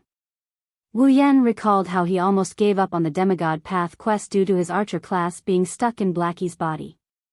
He sighed. The demigod path mission is indeed a rare opportunity. However, there are some things that I can't lean towards just because it's more beneficial to me when I'm truly comparing them. Oh? Yukari looked at Wu Yan in surprise. She smiled at him with a deeper meaning. Looks like you've spent a lot of effort in this dungeon world. You can even say something so profound. I'm just saying. Wu Yan shrugged. However, this demigod path mission has made me realize how difficult it is. Although there will be trouble in the second phase of the demigod path mission, it's mainly because I'm looking for trouble. No matter what, try to complete it to the end if you can. Yukari waved the paper fan in her hand casually. Since the capital of a different era is here, there won't be anything to worry about in the Spalier world. You can focus on your own mission. I've always planned to do that. When Chuju and Mikoto come back, I'll immediately depart for the third part of the demigod path mission. Wu Yan shrugged and looked at Yukari. Speaking of which, Yukari, aren't you going to a dungeon world with me? Do I look like the kind of person who would run around for something? Yukari looked at Wu Yan with a faint smile. I'm interested in other dungeon worlds as well, but compared to running around in different worlds, I prefer a leisurely life. That's not a leisurely life, you can just say that you're lazy. Wu Yan rolled his eyes at Yukari. I really don't know how a lazy person like you managed to manage the fantasy village's barrier so well. We're just here to take care of the fantasy village's enchantment. Normally, the only person who would manage the enchantment is that shameless witch who hides in the shrine and plays with her own life. Yukari opened her paper fan and covered the lower half of her face. We're basically the same in the fantasy village. Yukari's deep purple eyes were the only thing that could be seen. The lower half of her face was covered by the paper fan. If Wu Yan didn't know Yukari well enough, he would have believed that Yukari didn't care about Gensokyo. Indeed, Yukari was also very lazy when she was in the fantasy village. She would hide in her own house and use her gap ability to peek at others. As the founder of the fantasy village, she did not care much about the matters in the fantasy village. Instead, she advocated the policy of turning a blind eye to it. However, that was mainly because the matters in the village were either trivial matters or things that would never be out of Yukari's control. If something happened in the fantasy village that could threaten her existence and force Yukari to take action personally, Yukari would never be careless about it. That was why Yukari was acting like it had nothing to do with her. He could just treat it as a tsundere. Are you sure you don't want to go? Wu Yan tried to tempt her with a seductive tone. Perhaps the dungeon world in the third round of the Demigod Path mission is Fantasy Village. By that time, I'll go to Fantasy Village and the time flow in Fantasy Village will return to normal. If something happens and you're not there, then I'll leave it to you. Yukari was unfazed. She even pushed her responsibility to Wu Yan as she casually opened her mouth. Don't you have my red jade mode? In a way, you're like me, aren't you? Haha. You're flattering me. Wu Yan sighed. Putting aside the fact that the red jade mode has a time limit, if I activate your red jade mode, I'll only be on par with you in terms of strength. How can I compare to you in other aspects? Yukari. Yukari Yakumo, a sage shifter. A great shifter who has lived for more than 1,000 years. Even if Wu Yan could use the ruby mode to achieve the same level of strength as Yukari, he wouldn't dare boast that he could solve everything in the fantasy village. After all, there were people stronger than Yakumo Yukari in Fantasy Village. However, Yakumo Yukari was still able to manage Fantasy Village so well. This was enough to prove that not everything in Fantasy Village could be solved with power alone. With the title of Sage, Yakumo Yukari's wisdom was unquestionable. And this wisdom was the true reason why she was able to manage Fantasy Village. Strength, on the other hand, is secondary, if Wu Yan were to manage the Fantasy Village.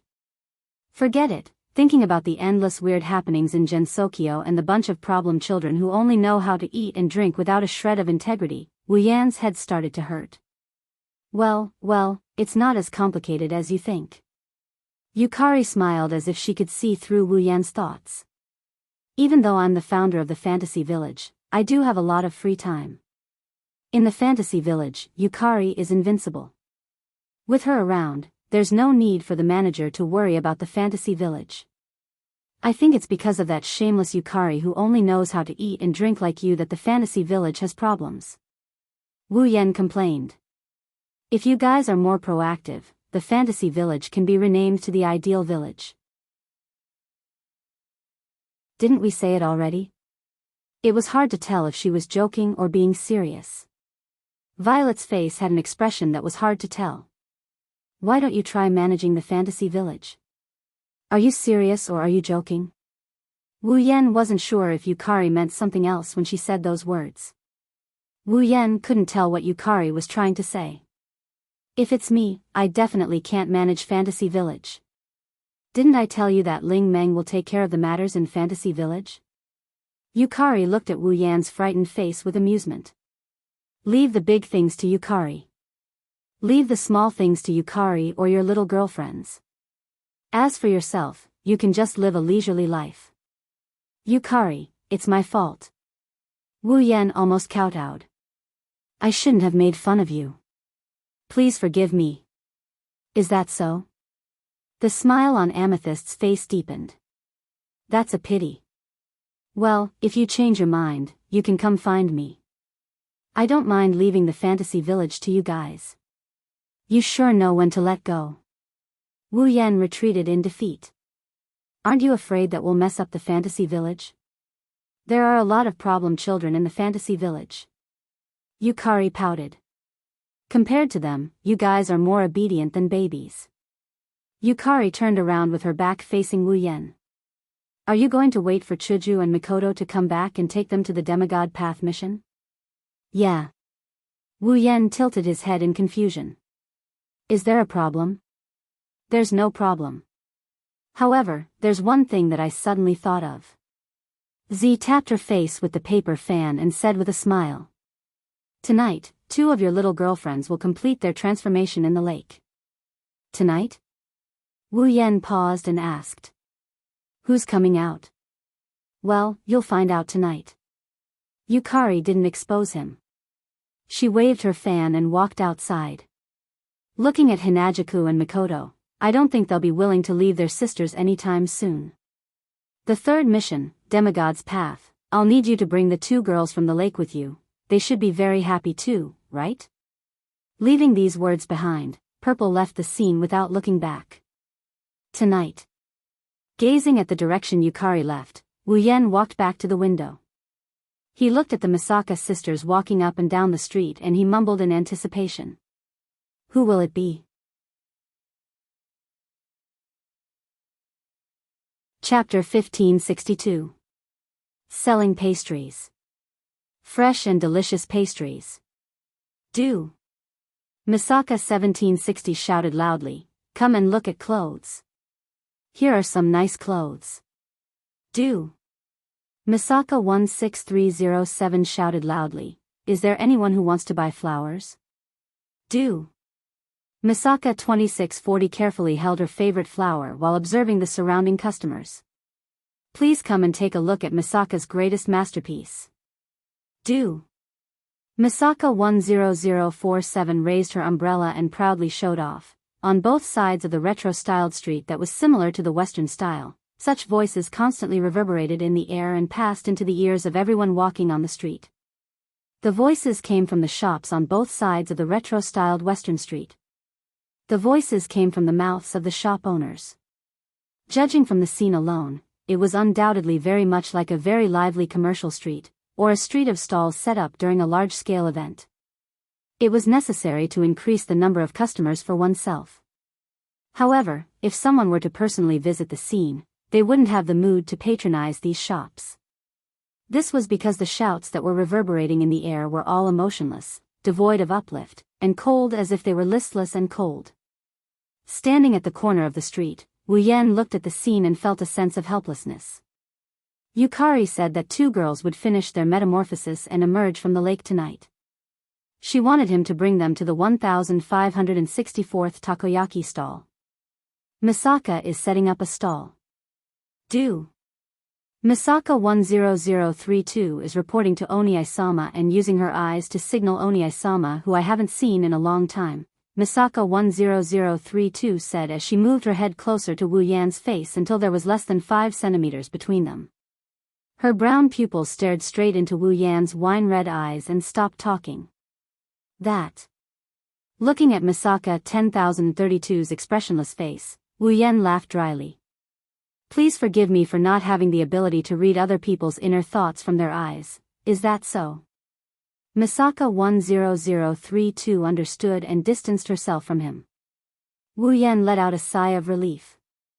However, Misaka 10032's next words made Wu Yan freeze on the spot. As Oni-sama's Oni-sama, you don't even have such an inhuman ability. Do. Misaka 10032 was disappointed and looked at Oni-sama with disdain. She wanted Oni-sama to realize his stupidity.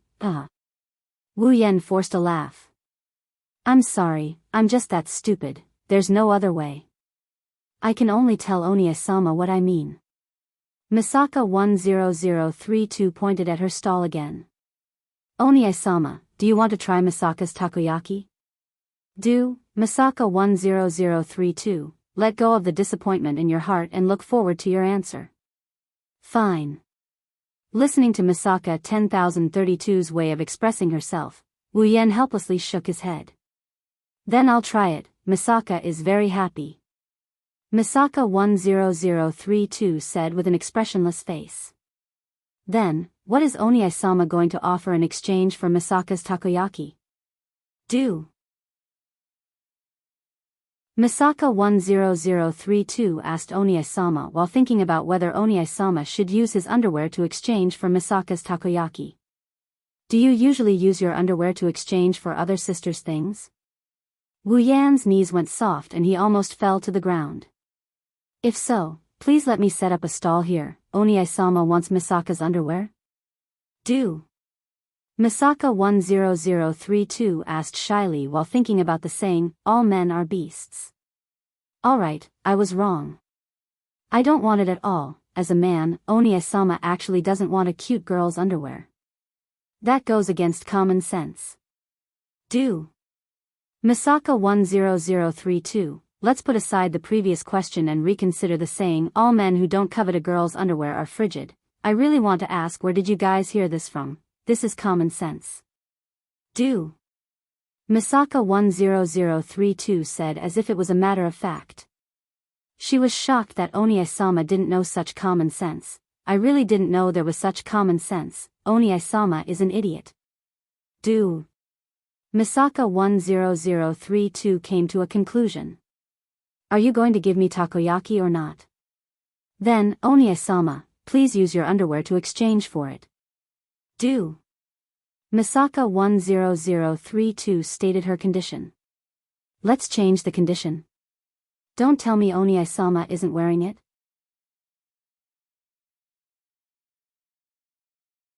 Chapter 1563. Wu Yan looked at the toy sniper rifle in his hand as he stood in front of the stall selling takoyaki. What is this? Gun. Gun. Misaka's sister, who was also holding a toy sniper rifle, answered simply. I know it's a gun.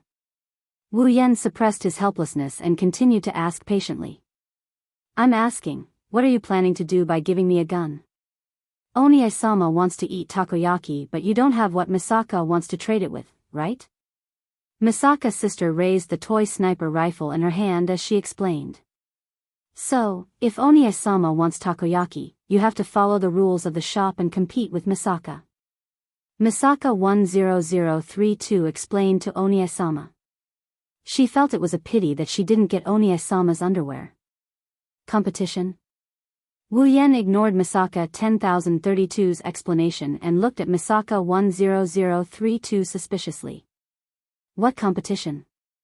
Shoot! Misaka 10032 spat out these two words and pointed at a human-shaped target wearing a cloak in her stall. That's a human-shaped target made by Misaka. There's a number on each part of the target. If you hit the target, you'll get the number on the number. Everyone has 3 bullets. Whoever gets the most points wins the competition. Misaka 10032 explained patiently. I see.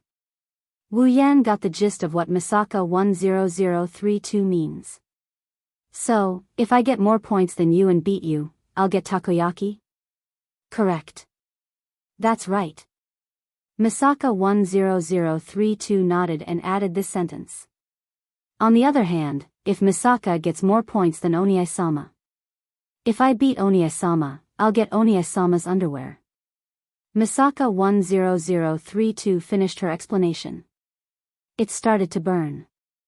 Don't just burn it. Wu Yan couldn't help but shout. When did I agree to use my underwear as a bet? Onie-sama will get what he wants if he wins the competition. In that case, if Misaka wins the match, you should also get what you want. This is the most basic rule of a competition. Misaka 10032 stared intently at Wu Yan's face. Or perhaps Onie-sama has the despicable idea of obtaining Misaka's takoyaki unconditionally, and Misaka won't object. Misaka tried her best to show her magnanimity, but she despised Onie-sama's idea. Wu Yan's strength instantly disappeared. In the past, he thought that the way the Misaka sisters talked was cute. It was also a way to show that the Misaka sisters did not hide their true thoughts. They were very worthy of love. But now, this kind of idea.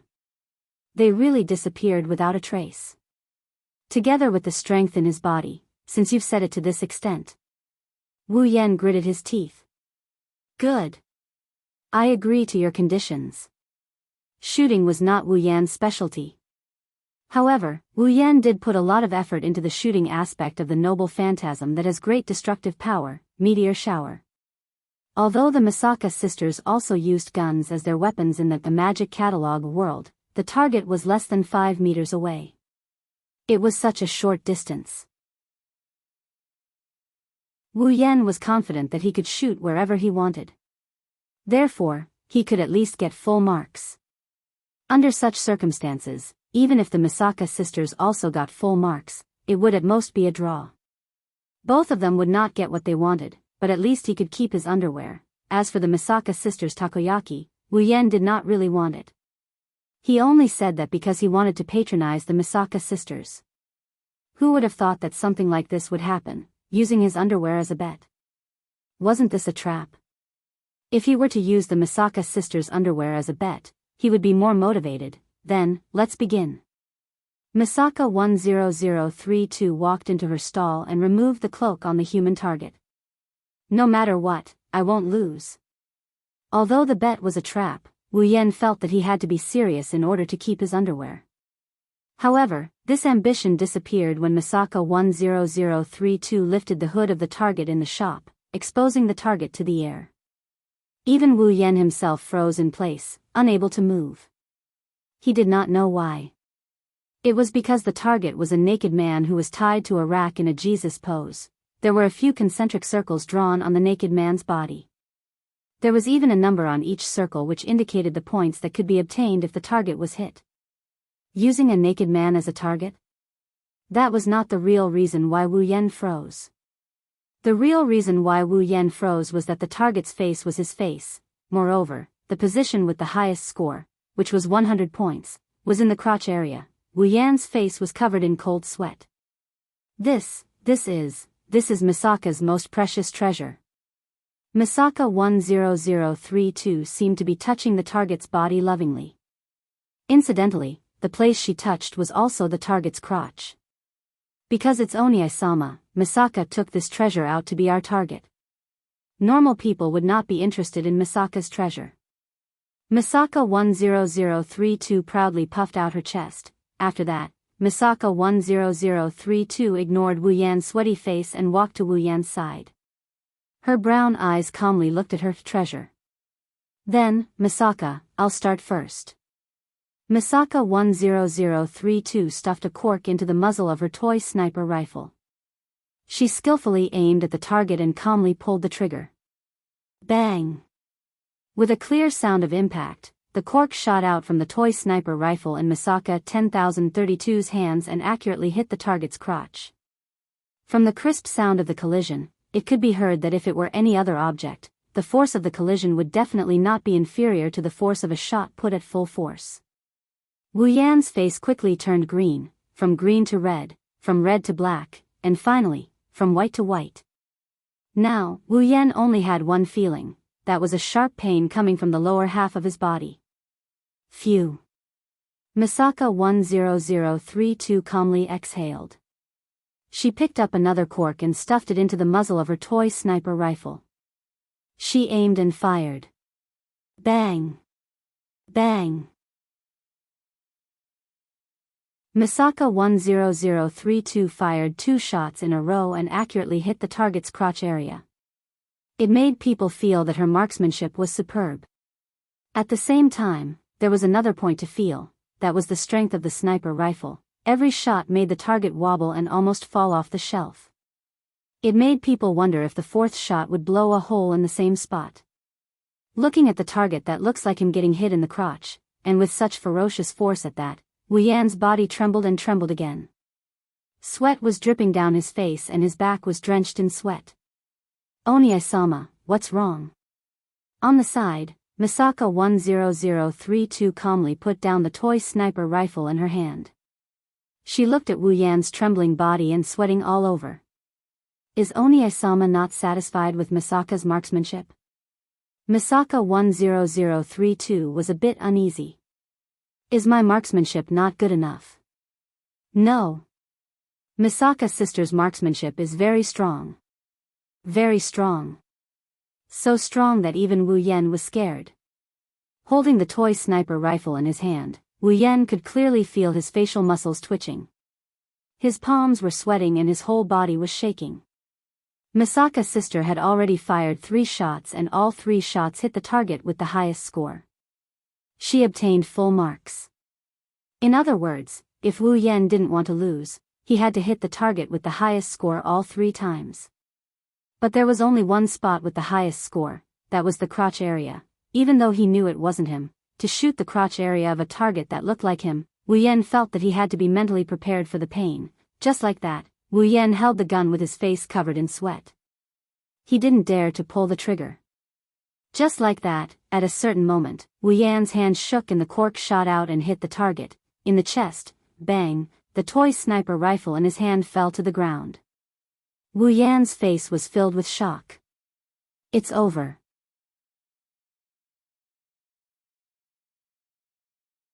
Chapter 1564. Nighttime. The sky gradually darkened and the curtain of night quietly descended. The full moon was clear in the sky. Soft moonlight shone down from the sky and penetrated the barrier of the capital of alternate generations. It shone into this wondrous city that seemed to be a mixture of buildings from different eras, covering the entire capital of alternate generations with a layer of silver gauze. Under the soft moonlight, winds started to blow on the streets where there were windmills. The windmills slowly rotated as if they were providing electricity to the capital of alternate generations. In an instant, all the streets shone with a neither bright nor dim brilliance. These lights were all emitted from the bricks that paved the street itself. Although the bricks that paved the streets of the capital of alternate generations had different styles, different types, and different colors, they were all made of the same type of ore. At night, it would be like a luminous pearl, emitting light. In order to obtain these glowing ores, many girls had put in a lot of effort back then. Some went around to inquire about the source of the ores. Some followed the girls to the behemoth forest to search for ores. Some went to the supply town to purchase large quantities of ores. Some even contacted Lulu and Feifei for help. Only then did they obtain enough ores to build the streets of the capital of alternate generations. And the reward for that hard work was the beautiful nightscape of the capital of Otherworld, which could be described as a dream. The streets themselves were emitting a soft radiance that was different from each other, causing the night of the capital of Otherworlds to be set off by a rainbow of colors. It was an extremely beautiful sight. Under such a beautiful night scene, even if they knew it was night time, there would still be many who would want to walk on the glowing streets. Even the girls who were slightly used to the night strolled up and down the streets at night to relax. They were admiring the night scene. They were enjoying such an enviable night. The heart of alternate generations, located in the center of the capital of alternate generations, was also shining like the streets. The entire inverted pyramid was shining with a dazzling golden light. It looked like it was made of gold, dazzling to the extreme. Come to think of it, living in such a building should give one a greater sense of achievement than living in a palace, right? Such a night. It was indeed the envy of others. However, despite the envy of others, there was someone who didn't even have the mood to appreciate it. On the top floor of the heart of alternate generations, Wu Yan lowered his head. The background was dark as he walked in from the outside like a zombie. He wobbled his way to the sofa. He fell down, looking like a dying man. That was to be expected. Now, in a place no one else can see, Wu Yan is staring at Wu Yan. He was missing an important piece of underwear. He lost to Misaka 10,032's underwear. Misaka 10032 even asked him to take it off in front of her as the victor so that he wouldn't go back on his word. Thus, with a suicidal mentality, he took off his underwear in front of the street full of Misaka's sisters. He lost to Misaka 10032. Misaka 10032 held his underwear like it was the most precious treasure in the world. Then, she gave all the takoyaki to Wu Yan and walked away expressionlessly. At that moment, Wu Yan felt like something left with Misaka 10032, never to return. Then, the Misaka sisters on the street started to drag Wu Yan to do all sorts of business. They forcefully sold Wu Yan all his clothes and left, leaving behind a naked Wu Yan who was staring blankly at the sky. He didn't move for a long time. Luckily, there were only Misaka sisters in this capital of alternate generations. Luckily, the girls are soaking in the magical lake water, undergoing a transformation. Luckily, Chuju, Mikoto, and Yukari aren't around. Fortunately, the girls left behind a shop that sells men's clothes. Otherwise, Wu Yan felt like there was no reason for him to stay in this capital of alternate generations any longer. Or rather, there's no reason for him to live anymore. I'm an idiot. Wu Yan buried his face in the sofa. He wanted to cry but no tears came out. Why did you go on the street? Why did you eat takoyaki? Why did you play games? Why didn't you run away? In an instant, a new 100,000 whys came out of Wu Yan's lifeless body and echoed in the living room. His voice was filled with desolation. Not long after, Wu Yan suddenly bounced up and said with a loud voice. It's okay. Other than the Misaka sisters, no one else knows about it, right? I just want to forget it. Then no one will know about it. Yes. Forget it. Wu Yan lowered his head and tried to hypnotize himself. However, when he lowered his head, a piece of paper on the table entered his sight.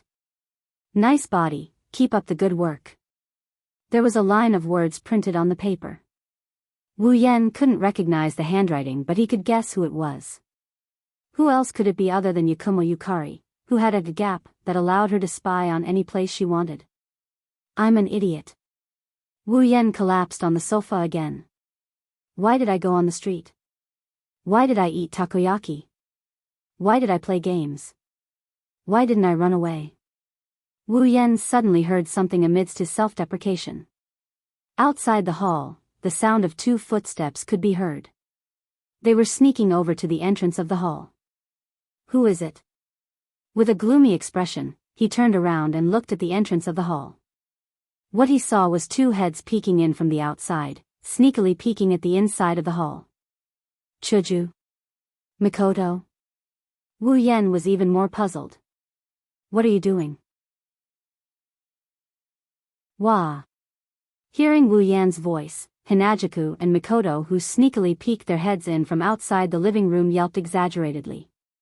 When they saw Wu Yan sitting on the sofa, their expressions stiffened. Yen. Hinajuku was flustered. You're still awake? I don't think she's sleeping anymore. He frowned when he saw how flustered Hinajuku is. Some of them will finish their metamorphosis later. I want to take them to the 3rd phase of the Demigod Path mission. Chuju, Mikoto, how about you 2 stay here? No problem.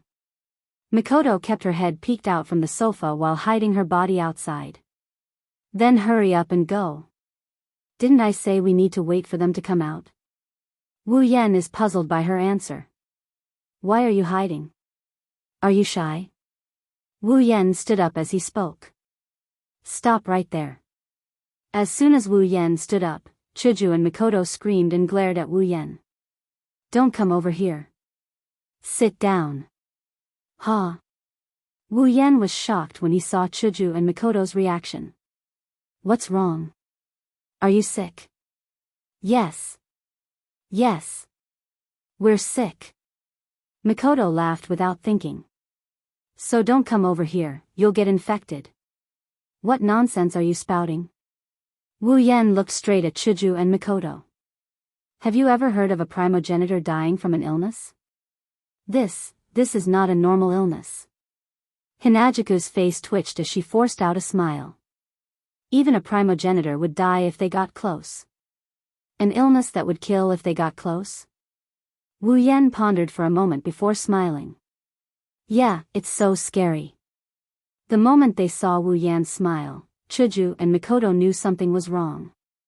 Before the 2 girls could react, Wu Yan's body melded into space and disappeared.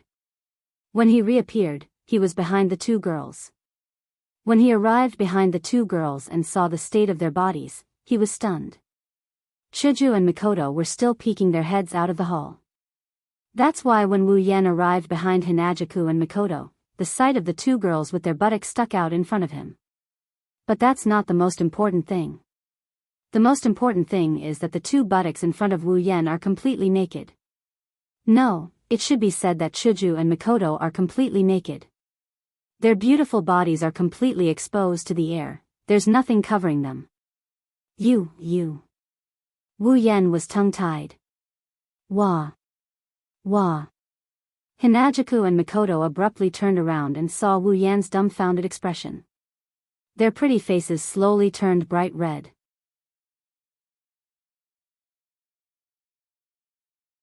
Chapter 1565.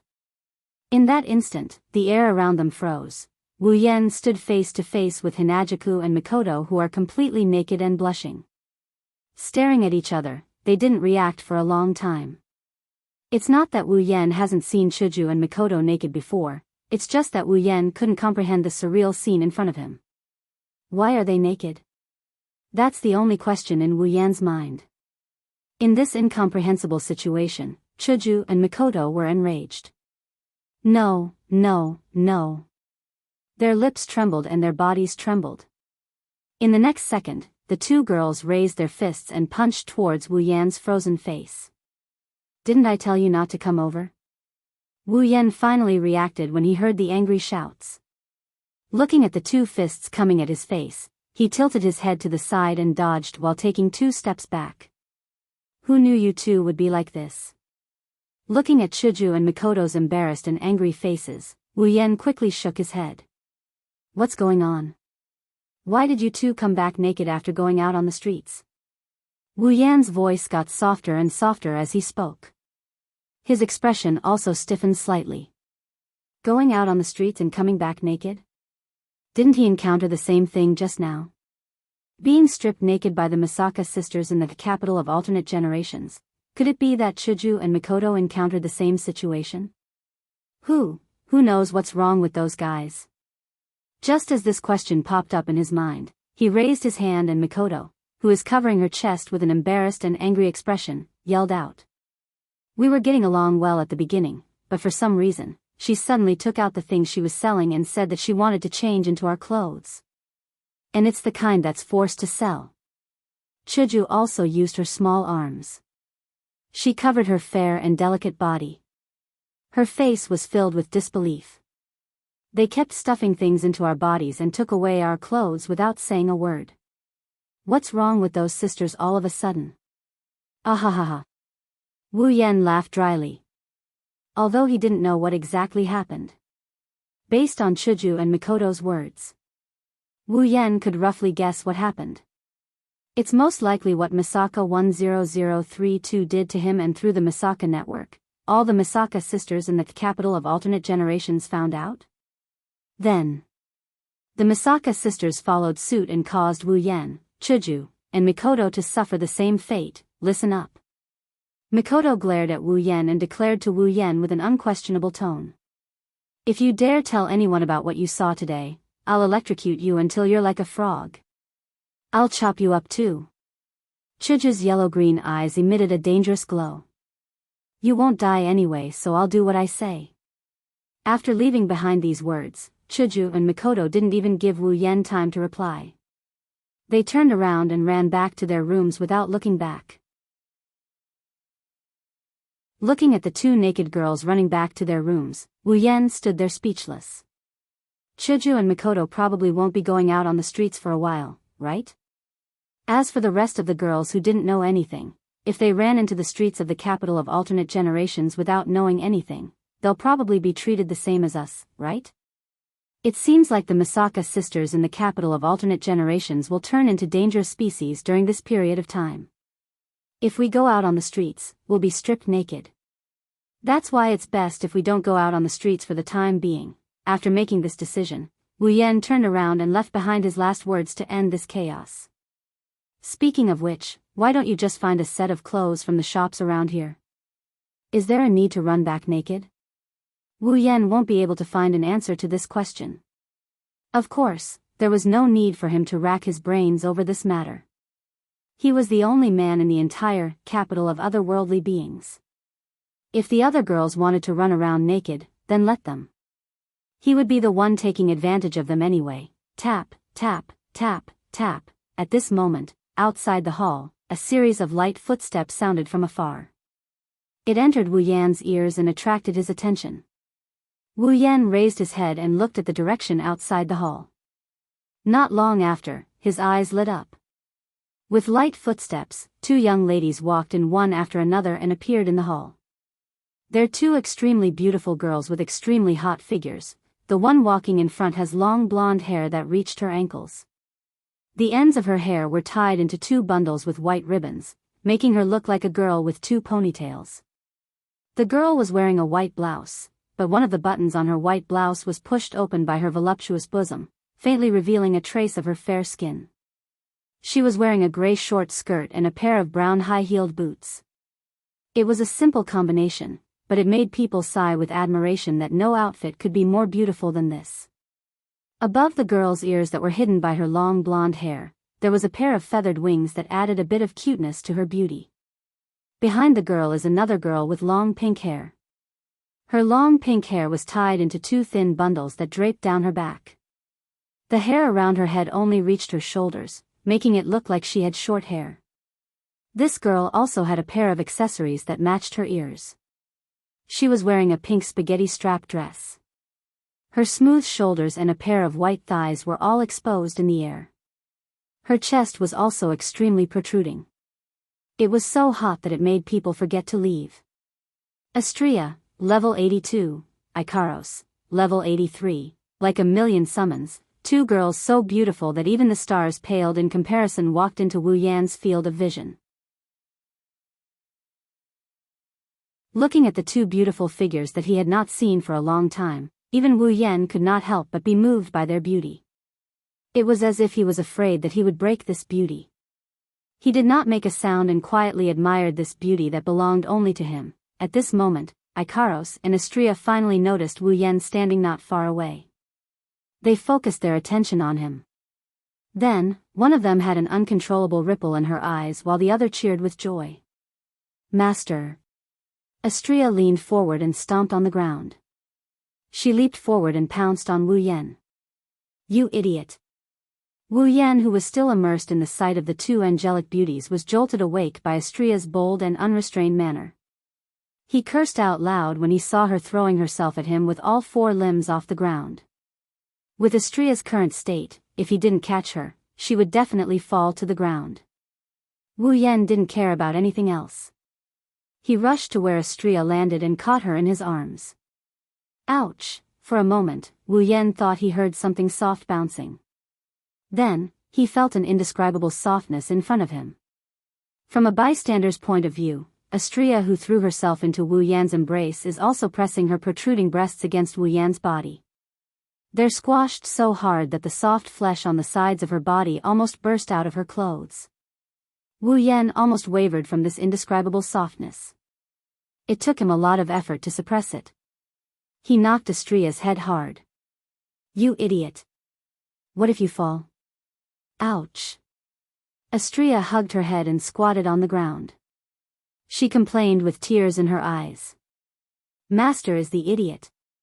You big idiot. You silly girl." Wu Yan didn't know whether to laugh or cry. "Master." Ikaros slowly walked up to Wu Yan. She stared at Wu Yan with her indigo-colored eyes. Her eyes were filled with a sense of attachment that no one could ever hope to match. Ikaros. Wu Yan's heart melted when he saw the girl who only had eyes for him. He reached out and rubbed Ikaros' head. "I missed you so much." Ikaros tightened her grip on her chest. The attachment in her eyes deepened.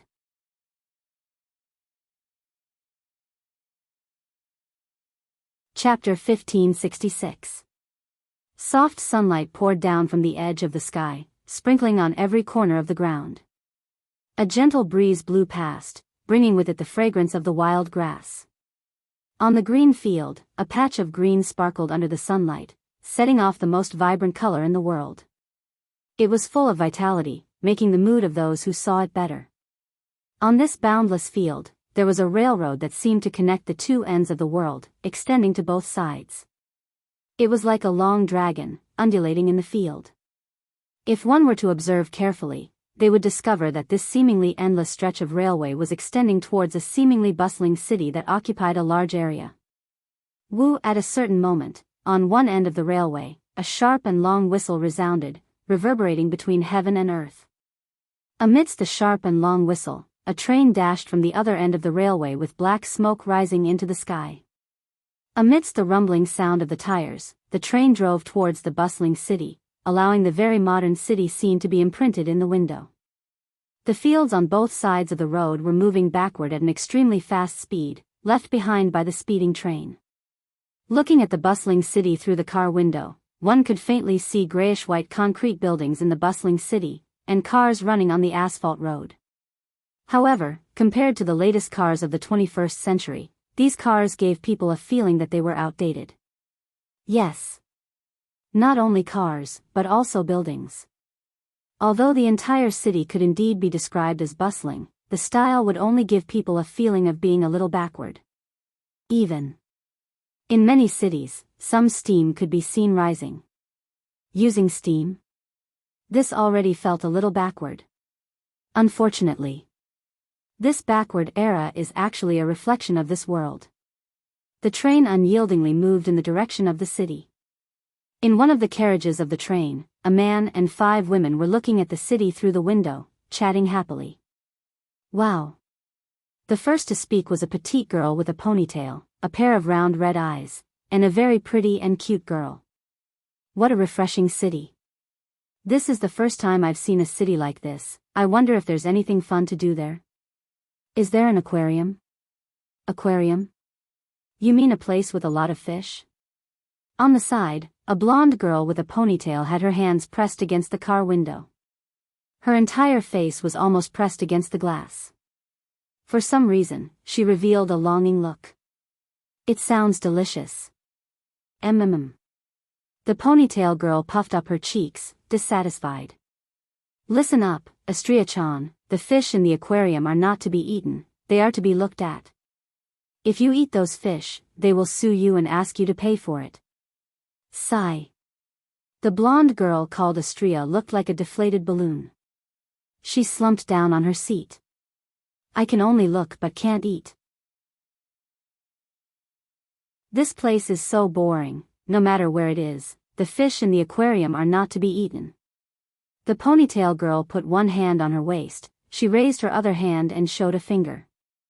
Xianxia, places where you can eat are called restaurants, places where you can sleep are called hotels, places where you can drink and party are called taverns. You can order food in these places but not in other places. Oh, I see. Xianxia nodded in realization. She shouted excitedly. Then, Nisha-chan. Are there restaurants, hotels, and taverns in that place? Well. Nagisa and Xianxia sat by the window and pretended to be educating each other while Xianxia nodded with an expectant look. The rest of the people around them didn't know whether to laugh or cry. You don't know anything about this world, you were just asking about aquariums. Wu Yan shook his head with a chuckle. I wonder why Nagisa has so much to say. Nagisa-chan is also happy to be able to come out. Sitting not far away from Nagisa, a young girl with shoulder-length silver hair appeared on her face. She looked like a tranquil saintess. She had a genuine smile on her face. Even though she was in a deep sleep when she was in teacher's body, Nagisa-chan, who loves excitement, still hopes to come out. Then, what about Canon? Wu Yan moved his head closer to Canon. Do you like to come out too? Actually, I can do anything. Canon smiled shyly and said in an embarrassed voice.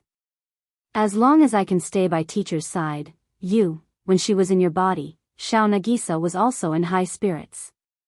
At this moment, a petite girl sitting next to Canon, holding a black lace fan and wearing a white goth lowly outfit with a head full of long, straight black hair that was curled up like tornadoes at the ends of her hair.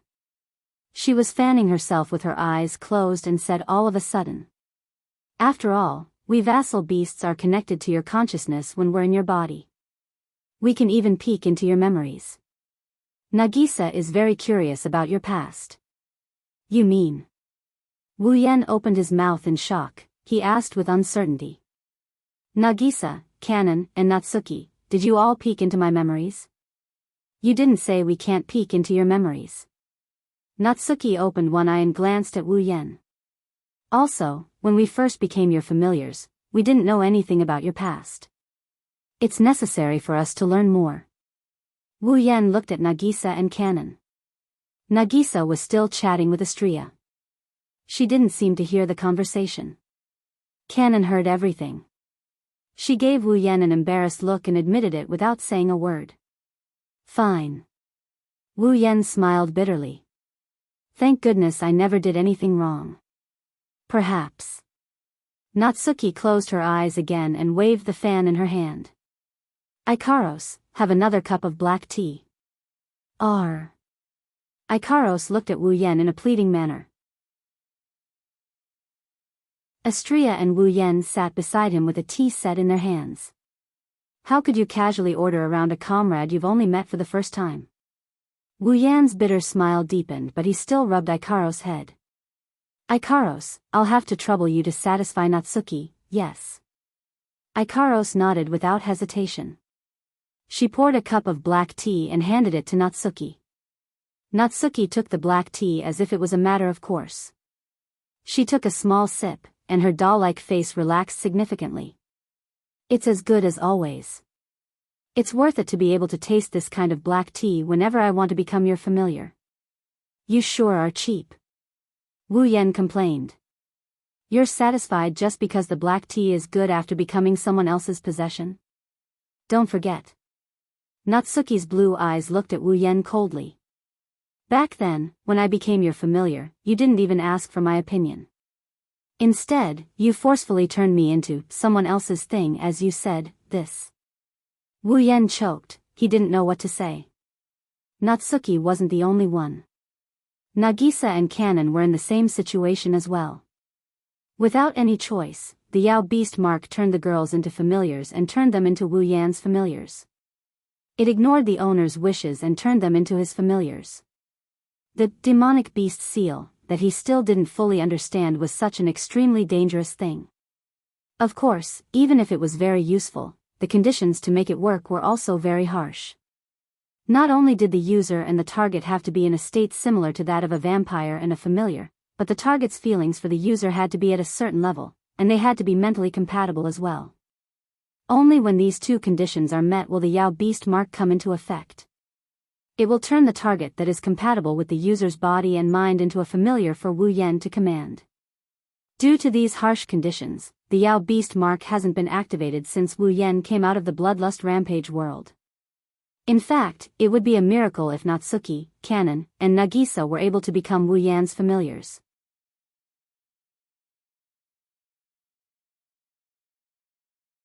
Chapter 1567. Wu. The long whistle of the train echoed clearly in the surroundings. The rumbling noises of the train gradually decreased, and the speed gradually decreased. The train drove into a dome-shaped station and stopped. Sizzle. Steam rose from various parts of the train, making a sound like water being poured over a flame. At the same time, uniformed station guards came to the surroundings of the train and began to get busy. The doors of the train opened one by one, and the passengers disembarked with their luggage in the midst of the clamor, and scattered around the station. Not long after, Wu Yan, Ikaros, Astria, Natsuki, Kanon, and Nagisa got off the train and went to the entrance of the station. However, compared to those who came from afar or came back from afar, this group of people also came from afar, but they didn't bring any luggage. Their hands were empty, and they didn't look like tourists who came to this city for the first time. Instead, they looked like they were here to pick someone up. The 6 of them stood at the entrance of the station and surveyed the city. This was a city surrounded by steam from top to bottom. The buildings around them were different from the skyscrapers and mansions they were familiar with. They leaned more towards the classical style of a church, and other sacred halls. On the streets, heavy cars that looked like they were popular in the 80s were moving at a speed that Wu Yan and the others thought was slow. There were also carriages that rumbled under the whips of people. The people wore formal clothes, there was no trace of casual wear. It felt like they were back in the past. Backward. This was the first impression Wu Yan, Natsuki, Kanon, and Nagisa had of this city. They used to live in a high-tech world. For Ikaros and Astria, who used to live in Synapse, a place that was centuries ahead of modern society, a place where almost everything could be done with technology, this place was even more backward than they already were. However, in this city, there were scenes that couldn't be found in a normal world. Here, there were bodies with smooth surfaces. They glowed with a cold, steel-like luster. There were human-shaped objects that looked like they were made of iron. There were gears on some parts of them. They could be seen everywhere. There were people selling coffee in small shops along the street. There were people who walked awkwardly and comically. There were people who moved goods and worked slowly. There were also people who walked beside the pedestrians. There were people who helped them with their work. It was a scene that seemed a little inconceivable in this city. However, it was as if they were living a normal life, mingling in the streets. These humanoid objects were the most special existences in this world. Puppets. To be more precise, it should be called an automaton. It was a puppet that didn't rely on steam, electricity, light, or other energy sources to move. Instead, it relied on magic as the source of power to move. And this kind of automaton, which is different from ordinary people, is also the main combat method in this world. Finally, it feels real. Wu Yan mumbled to himself as he watched the scene of the man and the dolls living together. Smart girl, invincible world. Smart girl, invincible world. This was the dungeon world for the third phase of the demigod quest. This so-called mechanism was actually referring to the automaton. Speaking of the automaton, the root of the automaton is the magic circuit. It is a necessary part of the automaton. It is an invention that replaces magic rituals. The various conditions, complicated incantations, and magic arrays needed to activate magic were simplified to create a circuit that was installed in the body of an automaton. By injecting magic power into it and activating it, the automaton would be controlled and the magic would be performed through the automaton. This method of activating the magic circuit through the automaton is called smart magic. Through the cooperation between the automaton that was equipped with a magic circuit in its body and the puppeteer who controlled the automaton, it performed magic that was different from ordinary tedious and lengthy magic. It was a powerful magic that was unprecedentedly fast and precise. The automaton was created for this purpose. Because of the existence of smart magic, magicians can be freed from the cumbersome magic circles and lengthy incantations. They can borrow the power of the automaton to perform magic quickly. Today, smart magic has become a complete magic system. It is used as the most basic method for magicians to perform magic. It is used in all aspects, including war. Therefore, the necessary prop to perform clever magic, the automaton, became a magic prop that magicians had to equip themselves with. The magician who controls the automaton is called the puppeteer. The puppeteer and the automaton are the main theme of the Smart Girl Invincible world. The city Wu Yan and the girls are in is the British academic city known as the Smart City, Liverpool. In the center of the city, there is a school that exists for the purpose of smart. This school. It is Wu Yan and the girls' destination. After carefully observing the scenery of the city and the clumsy automaton, Wu Yan couldn't help but look at his wrist. Over there, a silver bracelet was being worn on it, limited bracelet. Similar to the time in the magical girl Ilya world, the path to demigod mission restricted Wu Yan's power. Not only Wu Yan, the two angelic girls who entered the dungeon world with Wu Yan and the familiars who were released after entering the dungeon world are all restricted by the limited bracelet. The suppression from the limited bracelet is even more severe than the one in the magical girl Ilya world. Ikaros, level 69. Astria, level 69. Ikaros and Astria's levels. They are both level 69. They are only at the peak of rank 7. Even vassal beasts like Natsuki, Kanon, and Nagisa were suppressed to level 69, the peak of rank 7. Their power dropped by God knows how many levels. That's not the worst part. The worst part is Wu Yan is the worst. Character, Wu Yan equipment points, 111100 item points, 200000 ability points, 101000 summoning points, 131000 level, 0. That's right. Level 0. In other words, Wu Yan's current level is the same as a normal person's. Of course, level doesn't represent everything. Wu Yan can't be like a weak scholar just because his level is suppressed to 0. His combat power can't even be considered as trash. However, he is still down to 5.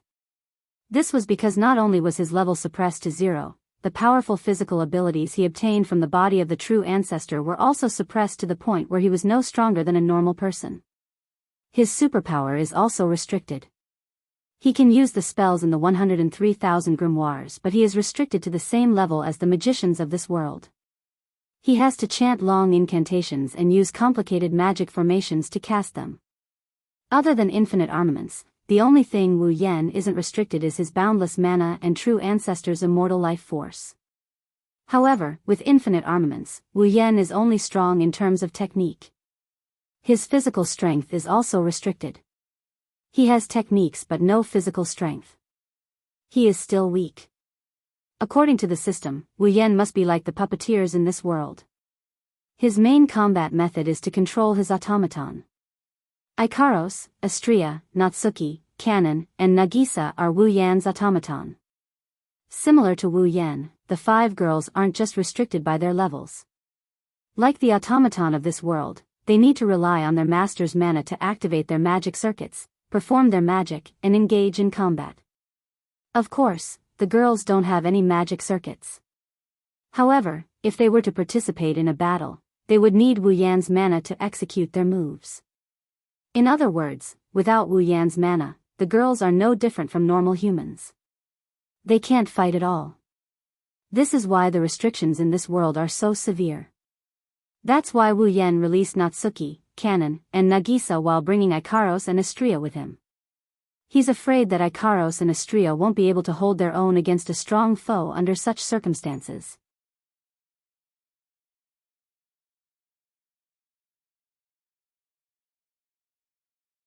Chapter 1568. Currently, all of the spells in the 103,000 grimoires were restricted by the bracelet, requiring complicated magic circles and lengthy incantations to be used. It was impossible for them to be used in a real battle. Their superpowers and physical abilities that came from the true ancestor were directly suppressed, and they could not even use them. Wu Yan couldn't even use his red jade mode and familiars. Natsuki, Kanon, and Nagisa were released because Wu Yan released them the moment he arrived in this world. However, the 3 girls were also restricted by the bracelet. To put it simply, other than infinite arms refinement, all of Wu Yan's other means of combat are restricted. Under these circumstances, Wu Yan's combat power with infinite arms refinement is only equivalent to that of a tier 4 or 5 fighter. He can reach tier 6 with his mana boost, but that's about it. Fortunately, there were no restrictions on the items. Wu Yan could still use the Gate of Babylon, Shana, Meteor Shower, and the other treasures in the Gate of Babylon. With these, it shouldn't be too difficult for him to go against an ordinary automaton. It shouldn't be a problem for him to defeat a weaker automaton. However, it would not work for the more powerful automaton. That's why, when it comes to high-level battles, Wu Yan still has to rely on the girls who are limited to his automaton and let them do the dirty work. One has to say, with these restrictions in place, Wu Yan can be considered a half-baked puppeteer. Why half-baked puppeteer? It was very simple. A true puppeteer needed to have a certain degree of control over their automaton, and the level of use of clever magic would directly affect the combat power of the automaton. Wu Yan didn't know any of these.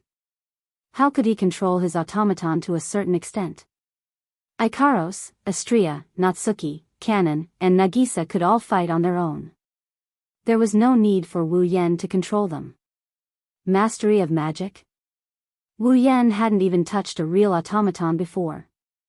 He didn't even try to control a normal automaton. This was his first time coming to a world where the automaton girls couldn't get hurt.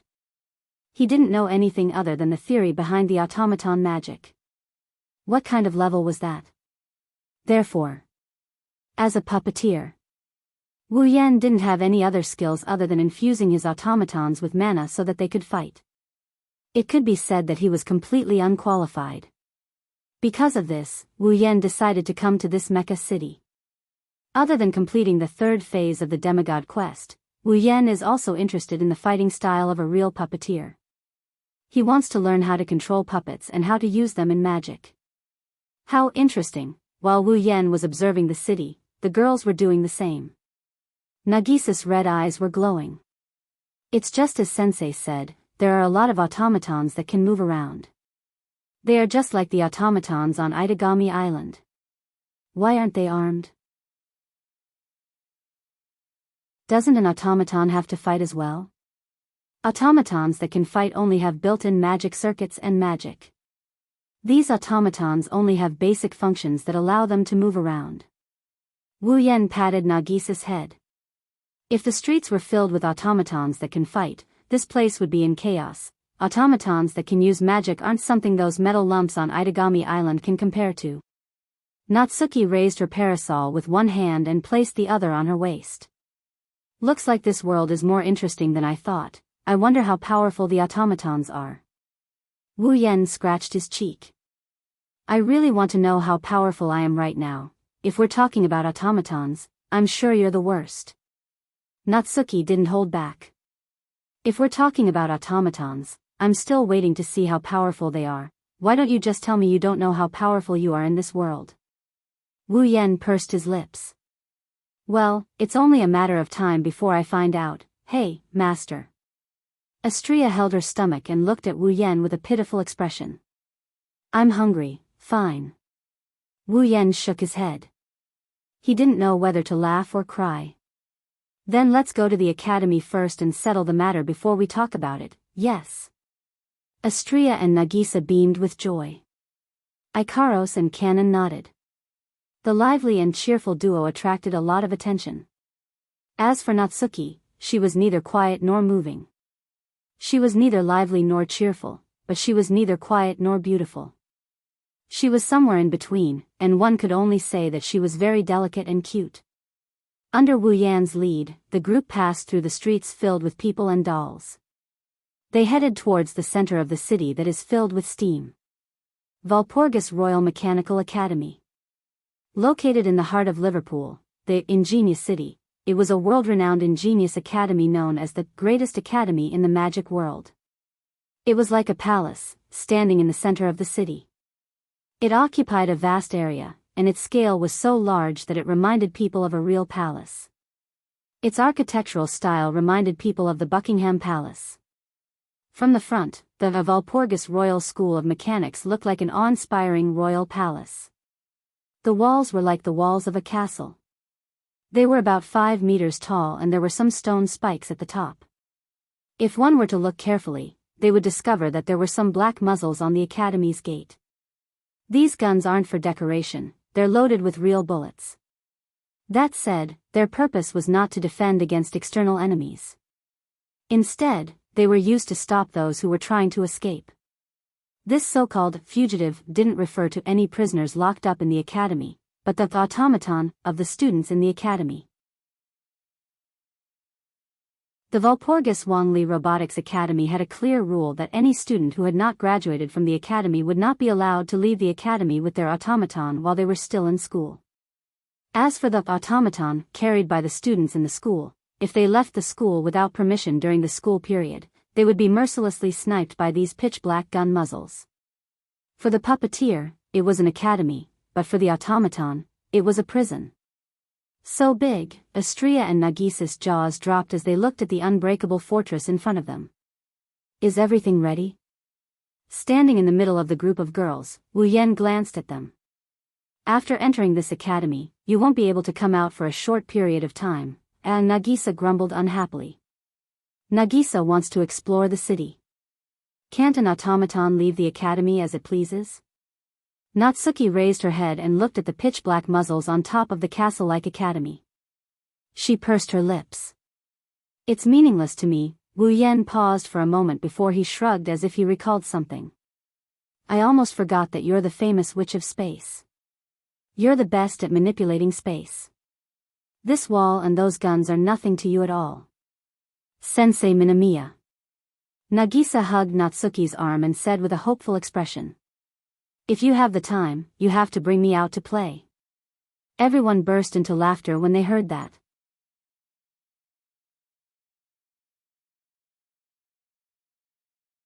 Chapter 1569. The Walpurgis Royal Mechanic Academy was publicly recognized as the best academy in the magic world. It was at the top of the ivory tower in this era where magic tricks were prevalent. Of course, such a high-end academy would have a very high threshold. To others, the entry requirements were already harsh to the point of being harsh. It was fine for those who had excellent academic ability and were rich. As long as they paid a fee that satisfied the Walpurgis Royal Tactical Academy, they would be able to enroll. However, for those who had excellent academic ability but did not have any financial backing, it was a difficult situation. Although it was a little realistic, the entrance fee of the Walpurgis Royal Tactical Academy was shockingly high. It was impossible for an ordinary family to pay this fee. Only those nobles and powerful forces could afford this fee. Therefore, if those without much wealth wanted to enter the Walpurgis Royal Mechanic Academy, they could only go out and find sponsors who could pay for their tuition. For example, the military, the corporations, the churches, the corporate alliances of various countries. These existences were very willing to be the financial support for excellent puppet users. After all, a powerful puppet user could bring about combat power. It was comparable to a small army. Therefore, in this world, almost every country's military would do their best to find those outstanding puppeteers. Cultivating puppeteers had also become the most important thing for every country. Under such circumstances, it was definitely worth it to spend a bit of money to get an excellent puppet user to join his side. Of course, if one wanted the military, corporations, churches, and corporate alliances of various countries to provide financial support for an unrelated person, the puppet user would have to show the corresponding ability. In other words, if one did not have the ability to impress these sponsors, one would not be able to enter the Walpurgis Royal Mechanic Academy. Then, one could only rely on one's own ability to pay for the expensive tuition. In terms of ability to be a puppet user, Wu Yan was very bad. Very bad. Regardless of whether it was theoretical knowledge or actual combat control of the automaton, it was a skill that could be used to control the automaton. The method and experience of performing magic tricks. Wu Yan could be said to have none at all. If he had to find a sponsor to provide him with financial support. If he didn't take into account Ikaros, Astria, Natsuki, Kanon, Nagisa, and the others, Wu Yan wouldn't have been able to pull this off. However, unfortunately, Wu Yan isn't someone who's short on money. Sorry. Wu Yan smashed a bag filled with at least 100 gold coins on the table in front of him and said with a smile on his face. The staff member of Walpurgis Wangli Academy had a dumbfounded expression on his face. Wu Yan smashed a bag full of gold coins on the table in front of him. I want to enroll. Enter the school. The staff member couldn't react in time for a long time. When he came back to his senses, he quickly adjusted his glasses to cover up his gaffe. It couldn't be helped. Although it wasn't like no one had come to the Walpurgis Wangli Academy to enroll in the past, those students were only here to sign up. They wouldn't bring any tuition fees with them. The tuition fees of the Walpurgis Wangli School of Engineering are too expensive. If you use paper money, you would need to fill up at least 2 large boxes. It's unrealistic to carry money around with you. Therefore, generally speaking, when a student was admitted, the faction behind the student or the sponsor behind the student would first pay the tuition fee in advance. Then, the student would bring their personal information to report and apply for admission. Wu Yan came to the registration counter and applied for admission with a bunch of gold coins. This is the first time in the history of the Walpurgis Wangli School of Engineering. No wonder the staff member was dumbfounded. After lifting the heavy bag and putting it aside, the staff member respectfully handed Wu Yan an application form. Please fill in your personal information here. Wu Yan nodded slightly, but when he saw one of the lines on the application form, he frowned. Do I still need to fill in the information of my automaton as well? Yes, yes. The staff member pushed up his glasses and answered. This is because once you enter the school, your automaton will not be able to leave the campus until you graduate. We need to have the information of your automaton so that we can identify it easily. In other words, we have to register the person we need to monitor. It's like applying to enter a prison, isn't it? Wu Yan took a deep look at the staff member before turning around to the girls behind him. Natsuki glanced at Wu Yan and she nodded nonchalantly. As the representative of the girls, she agreed to this arrangement. All right. Wu Yan shrugged and tapped his cheek with a pen. He rolled his eyes and started to fill in his automaton information. Automaton Natsuki Minamiya, magic circuit, space manipulation, able to manipulate space as one pleases.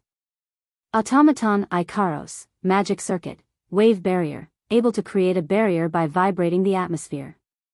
Automaton Agurola, magic circuit, freezing cold fog, the ability to generate cold air on its own, condense cold ice, and control cold air and ice. Automaton Henace Natsuan, magic circuit, boost healing. No matter how serious the injury is, it can be healed in a short period of time, allowing the target to return to their full state. Automaton Astria, magic circuit, particle sword. Controls particles to form a laser lightsaber. You can freely control the changes of particles, enlarging or shrinking the laser lightsaber. After filling up the form, Wu Yan ignored the weird looks from the girls behind him and handed the form to the staff member with a nonchalant expression. Is this good enough? Yes, sir. After the staff member glanced at it slightly, he put the form in his hand into an envelope and sealed it. Automaton is related to the combat power of the puppeteer. We will only show your form to the guards at the entrance, we will not show it to anyone else. Don't worry, the staff member handed a key to Wu Yan. Tomorrow, we will have an academic test. After participating in the test, the invigilator will arrange your ranking and dormitory in the academy according to your results. Before that, please go to the guest courtyard and make do for the night, got it? Wu Yan accepted the key and turned around to look at the girls. Let's go. Leaving those words behind, Wu Yan led the girls away from the scene under the watchful eyes of the staff members. Sensei. On a certain street in the academy, Nagisa complained as she followed Wu Yan's footsteps. Why did you write Agrora's name when you filled in the form? Nagisa was supposed to be by your side too, wasn't she? But you're not good at fighting, are you? Wu Yan flicked Nagisa's head. When it's time to fight, Agrora will still have to fight. That's true. Nagisa clutched her head and muttered, unable to let go of the memory. In the end, only Nagisa was left out. I'm not happy about it. Nagisa is Agrora. Agrora is Nagisa. Wu Yan rubbed Nagisa's head. If you separate from Agrora so clearly, that girl will be sad. Nagisa's expression changed for the better when she heard this. You're right, Nagisa and Agrora are one. Speaking of which, I can't believe you came up with so many magic circuits. Natsuki shook her head. If that's the case, we can't use abilities other than the ones you submitted, right? It's just a cover. Wu Yan shrugged. When it's necessary, don't be shy, ouch. Before the word angry could be uttered, a cry of pain entered everyone's ears.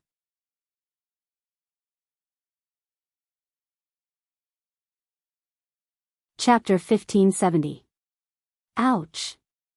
At the same time, Nagisa, who was walking backwards in front of Wu Yan, also cried out and fell to the ground. That was because one of them collided with Nagisa, who was walking backwards. Ah. Nagisa's cry and the other person's cry of pain sounded at the same time.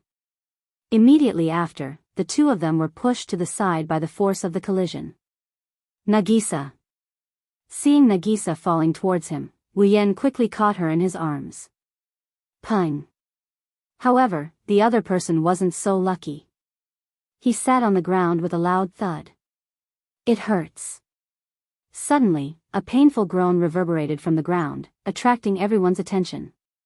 Wu Yan and Co saw a girl with slightly dull but extremely beautiful blonde hair that reached her waist sitting on the ground. Wu Yan and Co caught sight of her. It was a girl who seemed to be around 16 or 17 years old. Her figure couldn't be considered petite, but it wasn't voluptuous either. It could only be said that her proportions were very balanced. The girl was wearing the uniform of the Walpurgis Wangli Machine Learning Academy. She was wearing a white shirt with a black vest that revealed her chest and a gray skirt. He was wearing high boots, a blue beret with red ribbons on his head, and a blue necktie that looked like a scarf. It seemed like he was a senior student of the Walpurgis Royal Tactical Academy. Her upright appearance, coupled with her long golden hair that fluttered in the wind, made the girl look like a fairy. Her entire body was blooming with a dazzling and seductive light. Without a doubt, this was a beautiful girl. However, at this moment, this beautiful young girl had a pained expression on her face. She was stroking her little butt with one hand, making her seductive beauty look a little weak. It was obvious. This girl. She had collided with Nagisa. The one who cried out in pain. I am sorry. Nagisa, who fell into Wu Yan's arms, seemed to have thought of this. She ran to the girl in a panic. It's all my fault. I didn't look ahead. I was walking backwards. I'm really sorry. You. The girl raised her head and looked at Nagisa with obvious displeasure. She wanted to reprimand her, but when she saw the tears in Nagisa's eyes, she closed her mouth and turned her head away. Forget it. Are you all right? At this moment, a deep voice that sounded like the voice of an old sage came from the girl's side. Wu Yan and the rest noticed a dragon flying in the air beside the girl. Yes. It was a dragon. Other than dragon, there was no other adjective that could be used to describe this animal that was flying beside the girl. Its entire body was as cold as steel, and its head was like that of a crocodile or a lizard. There was a pair of sharp horns at the top of its head, but its face was not so ferocious. Instead, it looked somewhat noble and dignified. There were 2 pairs of wings on its back, which were stacked on top of each other. Its shape was not like that of an ordinary dragon, which had fleshy wings. Instead, it had butterfly-like wings, which made this dragon look more delicate than ferocious. Unfortunately, such an exquisite dragon was only the size of an ordinary cat. It was like a toy doll that could fly. It was extremely eye-catching. Whoa. Nagisa's red eyes lit up when she saw the dragon. So cute, see you cute? The dragon with the voice of an old sage stiffened slightly. Perhaps, this was the first time it was praised as cute. Don't compare my Sigmund to those dolls that can be associated with cute. The girl glared at Nagisa. Nagisa shrunk her neck and hid behind Wu Yan. This seemingly beautiful girl in front of him didn't seem to have a good temper. Hey! Astria stood up for Nagisa and yelled. Don't you dare bully Sister Nagisa. Sister? The girl looked at the petite Nagisa with a strange expression. Then, she looked at Astria with a pair of voluptuous breasts that almost burst out of her clothes. She looked at Nagisa with pity. No matter if you look at it from side to side, up to left, or right, Astria should be the older sister, right? Unfortunately, Astria was an idiot. Basically, anyone with a higher IQ than Astria could be her elder sister. For Astria, the talkative Nagisa was like an elder sister to her. That was why Astria kept calling Nagisa her elder sister. Nagisa was happy to hear that and naturally became Astria's elder sister. The oblivious girl pushed herself up from the ground and glared at Astria with a displeased expression. Get this straight, she's the one who knocked me down. But Sister Nagisa already apologized, didn't she? Astria glared at the girl angrily. You're bullying her by yelling at her. I am bullying her. What do you want? The girl got angry too. She looked at the group and mocked. You look like freshmen, what's wrong? Did they think that they would have more confidence just because they had more people? Ugh! Astria screamed in anger. There won't be more people. I can handle this alone. Oh. The girl's sapphire-like eyes turned cold. She raised her hand and the little dragon named Sigmund flew up and stood on top of her. Are you trying to challenge me to a duel? Astria.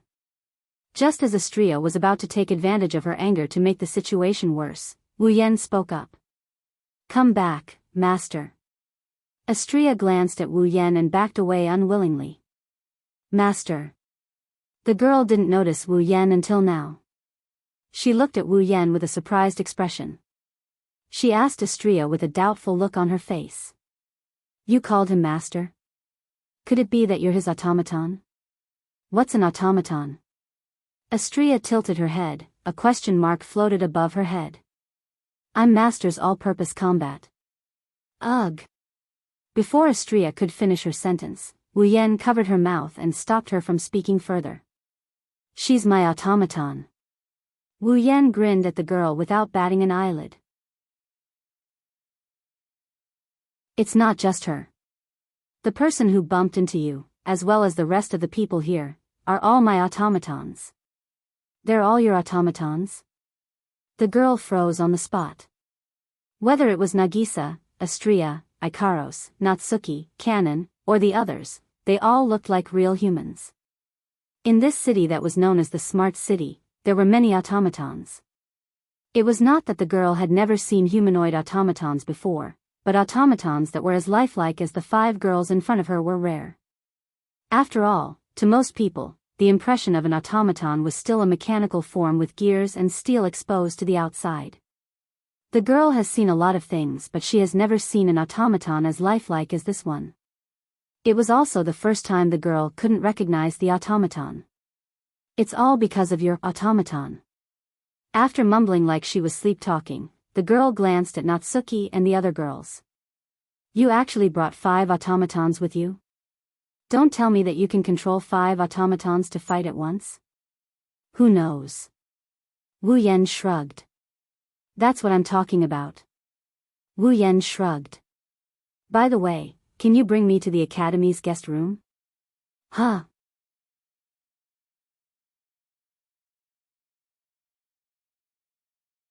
Chapter 1571. In the Walpurgis Royal Mechanical Academy campus, there is a street that runs through the north and south of the academy. This large street is the main street of the Walpurgis Royal Mechanical Academy. Not only does it connect the north and south of the academy, it also connects to the various classrooms, dormitories, and cafeterias. Therefore, once it was time for lunch break, this main street would be packed to the brim with students who wanted to go to various places in the academy, and it would be extraordinarily lively. Fortunately, it is not time for lunch break and the busy time has passed. The sky is slightly yellow and night is about to fall. At this time, the students should be in their dormitories, right? Even so, there are still a few scattered people on the main street. This small group of people was now making way for the main street in a panic. They gathered on both sides of the main street and looked ahead with fear in their eyes. In their field of vision, a young girl with flowing blonde hair and a delicate little dragon on her beret is slowly walking over with a boy and 5 girls. With the arrival of the young lady, the people on the main street all split into 2 halves, making way for her.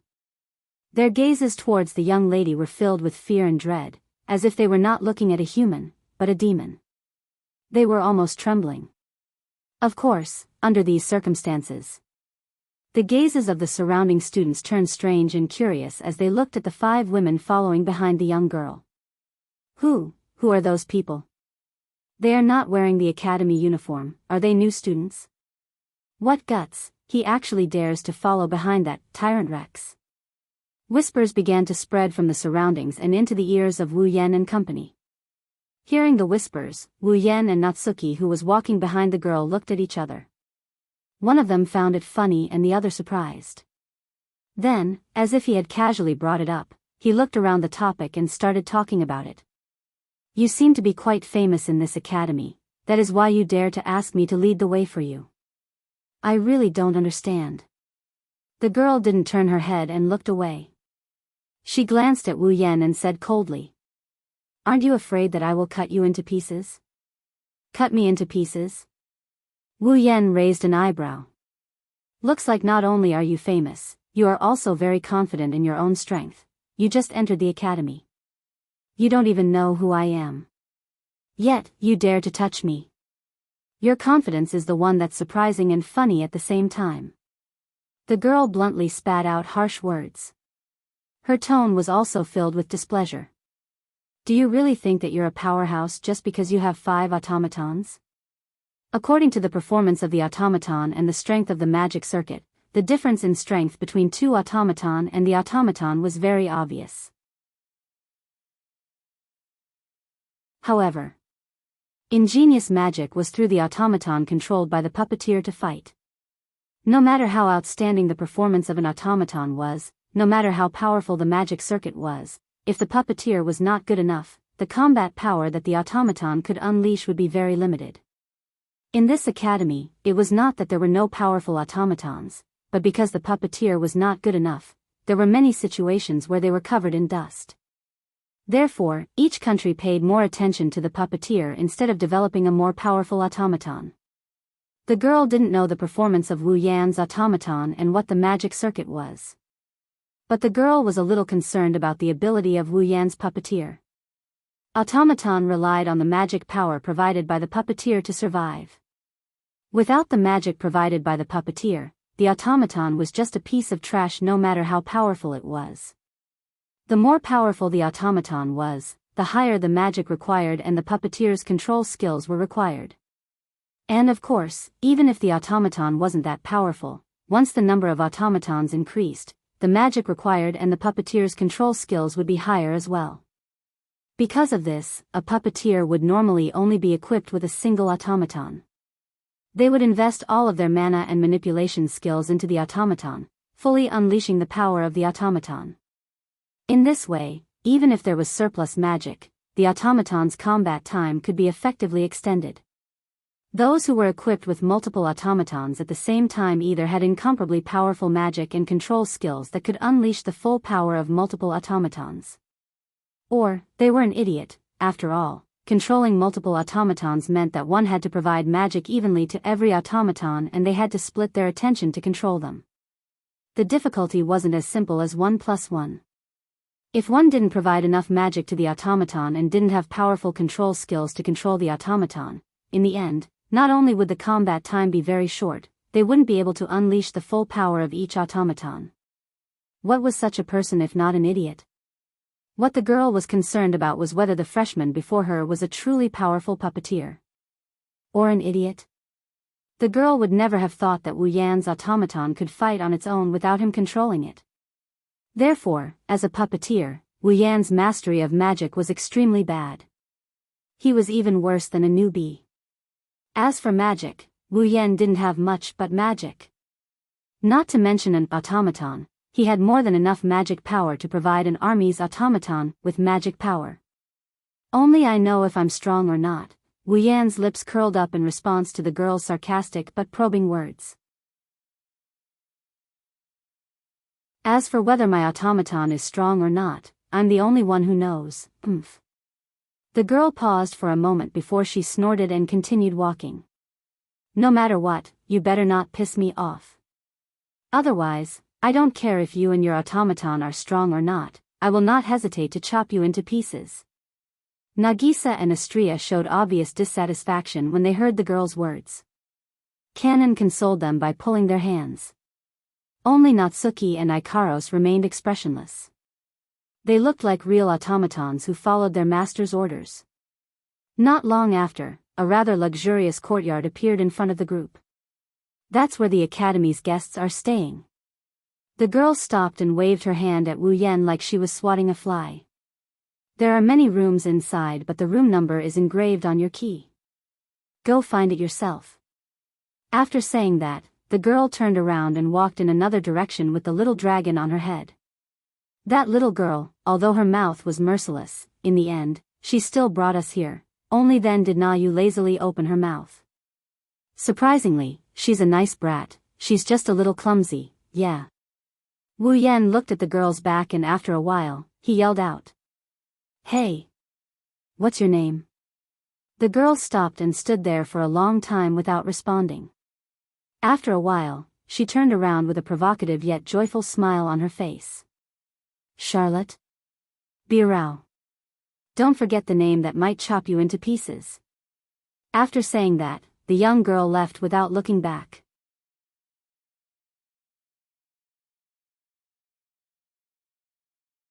Chapter 1572.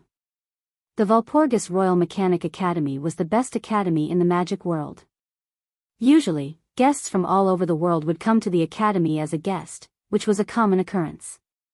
For the sake of these guests who came from afar, there was a courtyard within the Walpurgis Royal Tactical Academy that was specially used to entertain these guests and allow them to stay in it. The courtyard took up more space than the average dormitory and was mainly divided into 3 floors. The first floor was for the ordinary guests to live in. The second floor was for the distinguished guests from all over the world to live in. On the third floor, there were luxurious suites for the royal family and the nobles, as well as those who had extraordinary statuses and great backgrounds. Students like Wu Yan who came to register but hadn't been assigned a dormitory would sometimes be arranged to live in this courtyard for a period of time.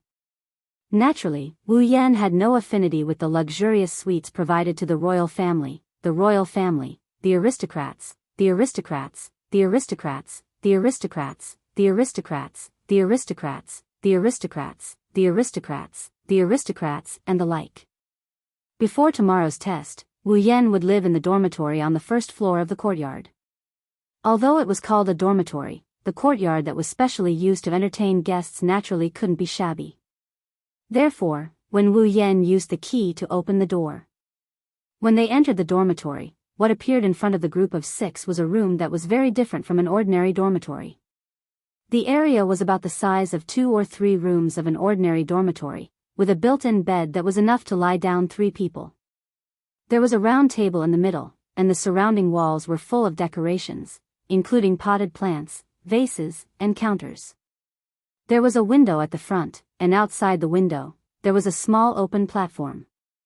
The platform was planted with flower beds, and when the breeze blew, it could clearly bring a fragrance.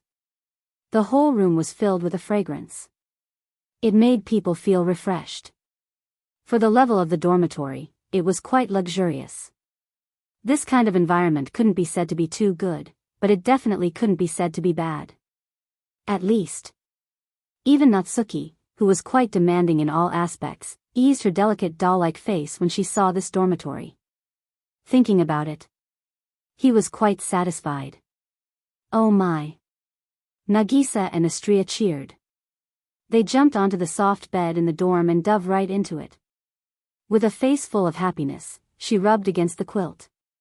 So comfortable, master. Ikaros followed closely behind Wu Yan. She took out a tea set and made a cup of black tea. Please have some tea, thank you, Ikaros. Wu Yan ruffles Ikaros's hair. Under Ikaros's joyful gaze, he picks up the teacup and takes a sip. Minamiya-sensei. Kanon poured a cup of black tea and handed it to Natsuki. Please have some tea too, thank you, Kanon. Natsuki thanked her and took the teacup. She fanned herself with a lace fan while sipping her tea. She spoke casually. Now that we've arrived at Ingenious City and the admission procedures have been completed, your path to demigod mission should begin, right? Wu Yan, who sat across from Natsuki, paused. He placed the teacup on the table and shook his head. No, I have to wait until I'm officially enrolled in the school and can participate in the classes of the Walpurgis Wangli Machine Learning Academy if I want to proceed with the 3rd round of the Demigod Path mission. Wu Yan waved his hand in the air. Instantly, a list that no one other than Wu Yan and the girls could see appeared on the screen. Wu Yan clicked on the Demigod Path and the details of the 3rd phase of the Demigod Path quest appeared on the screen. Special Mission, Path to Demigod Mission Phase, 3rd Phase Mission World, Ingenious Girl Won't Get Hurt, Mission Details, Obtain the Magic Circuit, Eve's Heart X10000000, beep. This is the Path to Demigod Special Mission. The original mission has been cancelled. Only after completing the third phase of the Path to Demigod mission can the user choose to leave the dungeon. Reminder, the time ratio between the real world and the dungeon world is 100:1. The user can train in the dungeon without any worries. Have a good time. The so-called automaton referred to those puppets that were equipped with magic circuits in their bodies, allowing the puppeteer who controlled the automaton to inject magic power into them to activate the magic circuits and perform magic quickly. In this world, a magic circuit represented a magic trick. A magic circuit was a ritual substitute for magic. In short, it was like a lamp. Inject electricity into the lamp and it would glow. Inject mana into the circuit and the magic trick would be automatically generated. The puppeteer would then be able to control the automaton and perform the magic trick quickly. However, according to the basic principles of ingenious physics, it was impossible for a single person to have two types of magic tricks. This principle was called the principle of incompatibility of magic activity. It was because of this principle that, in general, an automaton could only be equipped with one type of magic circuit and perform one type of magic trick. In other words, if a magic circuit was installed in the body of an automaton, then this automaton was equivalent to being finalized. In the future, it could only use the magic generated by this magic circuit. However, there was a magic circuit that was special. Eve's heart. That was the magic circuit that represented life. The reason why the automaton used by the puppeteers had a personality and intelligence was because of the magic circuit of Eve's heart. Therefore, every automaton was equipped with a magic circuit that represented life and wisdom, Eve's heart. Only Eve's heart could be an exception that did not abide by the principle of incompatibility of magic activity and coexisted with another magic circuit that could perform magic tricks in the automaton's body. Because Eve's heart could bring true life to an automaton, Eve's heart was like a human's heart, it was the foundation of all automatons. If an automaton was injured, it could be repaired through various channels. However, once Eve's heart was damaged, then the automaton would never be able to recover and could only be abandoned. The target item of Wu Yan's third round of the Demigod Path mission was this magic circuit that could bring life, Eve's heart. On top of that, there were 1 million Eve's hearts. In other words, if Wu Yan wanted to complete his third round of the Demigod Path mission, he had to kill a total of 1 million automaton and obtain their hearts. This was not a joke. Eve's heart was the life of an automaton. With it, the automaton could move freely like a human. Killing 1 million automatons? What was the difference between that and killing 1 million humans? Besides, it was impossible for others to ignore the fact that he had killed so many automatons. It would definitely cause all kinds of trouble. Therefore, after much consideration, Wu Yan decided to study at the Walpurgis Academy. It was all for the sake of learning how to create the magic circuit, Eve's heart, from here. If he could learn the technique to create Eve's heart, then Wu Yan could create 1 million Eve's hearts by himself. He would not need to spend so much effort to kill 1 million automaton. Eve's heart was the foundation for the creation of an automaton. There must be a way to create it in the academy.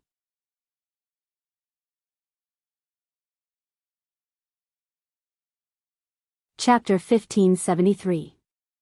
In fact, compared to the Walpurgis Royal Mechanical Academy, the highest academy in the magical world, those mechanical workshops that specialized in the production, research, and development of magic circuits and automaton would definitely have the manufacturing method of Eve's heart.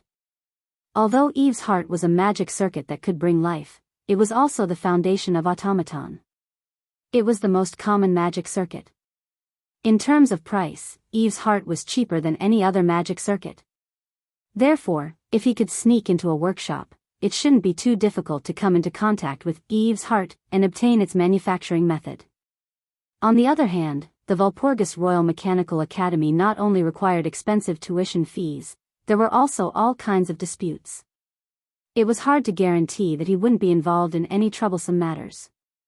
As a choice, it was undoubtedly not suitable. But Wu Yan still chose to come to the Walpurgis Royal Mechanical Academy to obtain the method to create Eve's heart. Not for other reasons but because the Walpurgis Royal Mechanical Academy was the stage where the original plot unfolded in the world of Smart Girl Will Not Get Hurt. Although there would be a lot of trouble and disputes here, the advantage was that Wu Yan at least knew about the Walpurgis Royal Mechanical Academy and also knew about some of the inside stories here, including the original plot. Compared to those workshops that he was unfamiliar with, the Walpurgis Royal Mechanical Academy was more suitable for Wu Yan to move around. Besides, the tuition fees that were extremely expensive in the eyes of others were just something that Wu Yan could casually throw away. He didn't feel any heartache or even care about it. Therefore, choosing the Walpurgis Wangli Ji Academy was a good choice in many aspects. A magic circuit that can bring life. A hint of interest appeared on Natsuki's delicate face. What kind of magic is it? Although magic that can bring life and intelligence to an existence like automaton is high-end, it's not that rare. Wu Yan put away the system list. He shrugged his shoulders. Compared to being able to truly create life, it's better to be able to do so. Or rather, those human magic tricks, Eve's heart is only at the magical level. Only someone like you, who has an endless supply of spells, can say something like that. Natsuki glanced at Wu Yan. At least. Back on Itagami Island, I've never heard of any magic that could bring life and intelligence to a puppet. But Itagami Island also has artificial life forms and clones, right? Wu Yan scratched his cheek. Things that magic can't do. However, technology could easily achieve this. Wasn't there an existence like artificial intelligence? Automaton is a life form similar to artificial intelligence with a body, isn't it? Let's not talk about clones for now. Artificial life forms are demons. Nayu smacked Wu Yan's head with her fan. To think that you used to be an offensive mage on Itagami Island. Did he even forget about this? Ahahaha. Wu Yan rubbed his head and laughed dryly. Then, he recalled something and looked at Nagisa. Speaking of demons, Nagisa, the automaton shouldn't trigger your fear of demons, right? It's fine, it's fine. Nagisa was lying on the soft bed with her chin resting on her hands. Her little feet were propped up and swinging back and forth. Her adorable eyes were bright as she spoke in a cheerful tone. Nagisa still doesn't understand what an automaton is. Strictly speaking, it's just a puppet that can move on its own, right? That's right, then it's fine. It's just a puppet, Nagisa isn't afraid of it. Plus. Nagisa suddenly pounced on Astria. Astria is also an artificial angel, Nagisa isn't afraid of it. I'm not an artificial angel. Astria pinched Nagisa's cheeks and said angrily. She's an omnipotent angel. It's the same, it's the same. It's not the same. Nagisa-chan is an idiot. Ikaros, Wu Yan, Natsuki, and Kanon laughed helplessly as they watched Nagisa and Astria tussle on the bed. It doesn't matter if we understood automaton or not. Now that the system has imposed restrictions on us, other than suppressing our strength, it's going to make us the same as an automaton, right? Natsuki raised her hand that was wearing the limited bracelet and glanced at it. During battle, I have to rely on the puppet user to provide me with mana. Every method of battle consumes mana. Even some of the bigger movements require mana to support them. I've really become restricted in every aspect. Upon hearing this, many girls looked at the limited bracelet on their wrists. It's just as Natsuki said. Now, every girl present could feel that they couldn't use the various combat abilities that they were supposed to have. It's not that they can't fight anymore, they're like a car that ran out of gas. They can only use their combat abilities after the gas is refilled. Wu Yan's mana is the fuel that allows the girls to use their combat abilities. Natsuki, Kanon, and Nagisa's restrictions are even more severe. The three girls aren't limited to Wu Yan's automaton. They are also Wu Yan's familiars. They need mana to maintain their existence in this world. If Wu Yan didn't inject mana into them, they would have returned to Wu Yan's body a long time ago. It's a good thing Wu Yan is the one providing the mana. If it was anyone else, just keeping the three girls alive would be a huge burden, not to mention providing them with the mana they need to fight.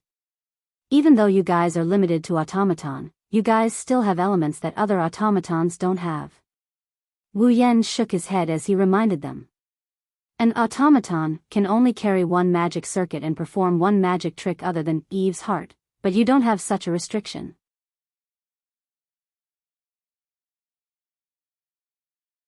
In other words, if we display more than 2 abilities, we might arouse suspicion and cause trouble, right? Natsuki hit the nail on the head and pointed out the drawbacks. In order to avoid trouble, it's better for us to fight according to the magic circuit recorded in the information you presented to the academy. That's true. Wu Yan nodded and looked at Natsuki. In that case, Natsuki, the magic circuit you recorded is space manipulation. In the future, you can just use your space manipulation magic. You can hide your guardian for now. The lock of discipline is a weapon, it's not part of the scope. Natsuki nodded. I'll just hide my guardian. My magic circuit is healing boost. Canon said calmly. I'll be in charge of healing from now on. I won't be using the power of purification. My magic circuit is freezing mist. It can control ice and cold air. Nagisa replied. I'll talk to Aurora and tell her not to reveal the true form of the Enchantress of Azure Ice in battle. Aye. Natsuki, Canon, and Nagisa responded. Astria racked her brain to recall the magic circuit she recorded in her notes. She looked at Wu Yan with a pleading look. Astria's magic circuit is particle sword, it can control the size of a vibrating lightsaber. Wu Yan chuckled. That's why, Astria, you should hide your shield when you fight from now on. Wu Yan looked at Ikaros, who has been by his side since the beginning. Ikaros's magic circuit is the wave barrier, the ability to form a protective barrier. From now on, Ikaros, you only need to use Aegis to protect Canon and me. Protect. Master. Ikaros's indigo eyes flashed with a sharp light. Yes. Just like that, Wu Yan's battle team was formed.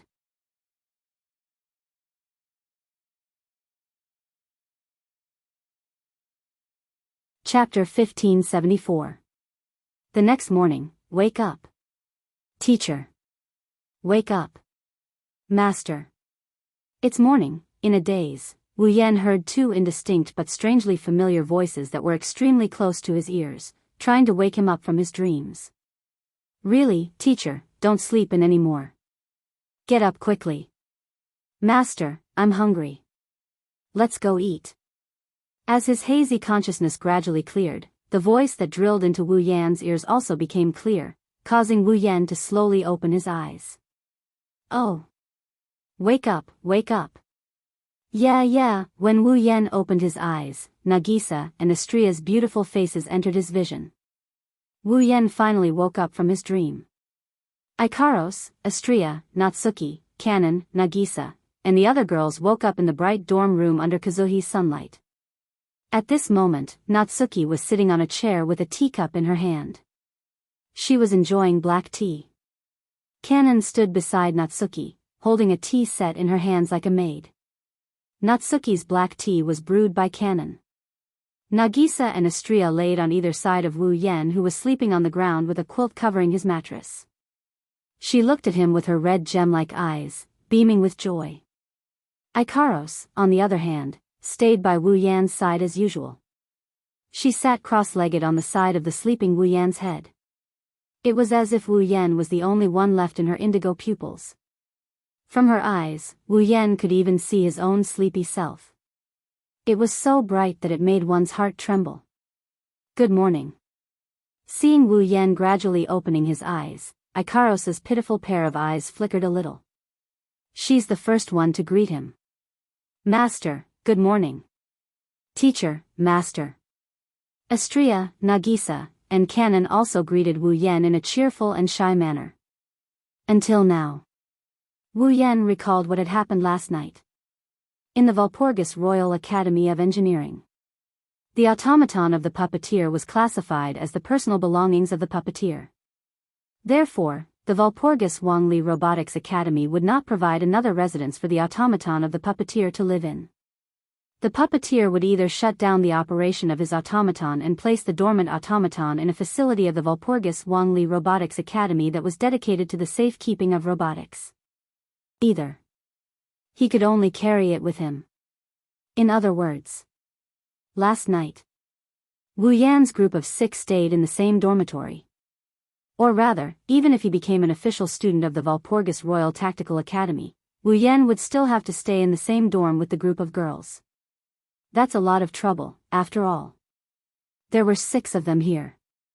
No matter how big the dorm was, it was only a temporary dorm for normal guests. It would be difficult to fit 6 people. Fortunately, Ikaros and Astria were omnipotent angels. They didn't need to sleep. Natsuki, Kanon, and Nagisa were able to sleep comfortably on the large bed that could easily fit 3 people. As for Wu Yan, he had to sleep on the floor. As usual, you can't do anything about waking up early. Natsuki's expressionless face showed a hint of annoyance. Can someone like you really be a good student? I don't know if I can be a good student, but I can't avoid being late in the morning. Wu Yan yawned and sat up. He rubbed his eyes. Seriously, why can't you be late in the morning? What are you talking about? Nagisa stood up with her hands on her hips. She looked down at Wu Yan, who is still sitting on the ground. Isn't it because it's morning that you should be more energetic? Well, I'm not the only one who's tired. Wu Yan yawned again and pointed to the side. Look at Astria, she's tired as well. I'm hungry, master. Astria rubbed her flat tummy and whimpered while shaking her head. I'm hungry. I'm hungry, I know. Wu Yan smiled bitterly and stood up. Then, let's go eat. Yes, master. Walpurgis Royal Mechanical Academy, Main Street. At this time, the main street was completely bustling with activity. One by one, students wearing uniforms and carrying automatons walked out of the dormitories in an endless stream, filling up the entire main street. Not long after, it was time for class. Most of the students went to the student cafeteria in the middle of the main street. It's the only cafeteria in the academy.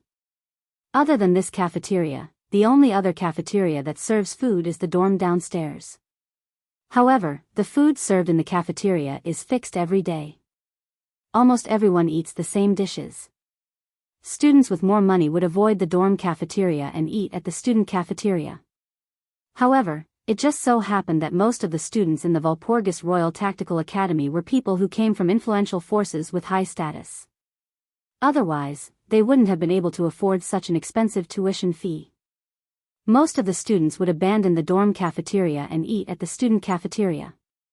Under such circumstances, coupled with the fact that classes were about to begin, all the students on the main street gathered together and walked in one direction. It was as if a school sports meet was being held, and the scene was so lively that it was enough to scare people. On such a crowded street, many people's gazes were gathered in one direction at a certain time.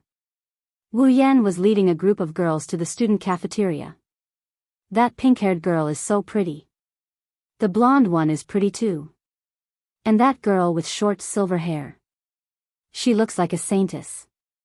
The long black hair and the ponytail are cute too. I've never seen them before. Are they freshmen? Speaking of which, who's that annoying guy walking with those pretty girls? Whispers echoed in the air and entered the ears of Wu Yan and the others. Wu Yan led the group of girls, and under the envious gazes of the onlookers, they followed the flow of the crowd and moved forward. Not long after, a grayish-white building appeared in front of them. One of the walls was made of glass windows. It was a building the size of an auditorium. It was the size of 2 soccer fields. Stone pillars were arranged in an orderly manner, connecting the ground to the ceiling that was at least 10 to 20 meters high. It was more than enough to accommodate the flow of students. There were glass windows on the ceiling, allowing light to shine in. The cafeteria was very bright. Rows of white round tables were neatly arranged in the bright and spacious cafeteria. It was a spectacular sight. The cafeteria was filled with the fragrance of food. At the front of the cafeteria, there was a large amount of food on metal plates and containers. There was meat, fish, bread, salads, and everything else. The students who came to the cafeteria were lined up in rows. They kept moving forward until they reached the front of the food and placed it on their empty plates. It seemed that in this cafeteria, the students had to choose their favorite dishes by themselves. There was no waiter to serve them. When they saw the front of the line at the corner of the restaurant, Wu Yan and Co stopped in their tracks. They couldn't move anymore. This was because at the front of the line, on one side of the plates of various dishes, there was a person wearing a restaurant uniform who was skillfully operating a machine. He was also receiving bills from the students who had chosen their dishes. It was the cashier. You have to pay to eat here. Because of this, Wu Yan and the girls stopped in their tracks. It wasn't that they didn't have money. They only had gold coins and no notes.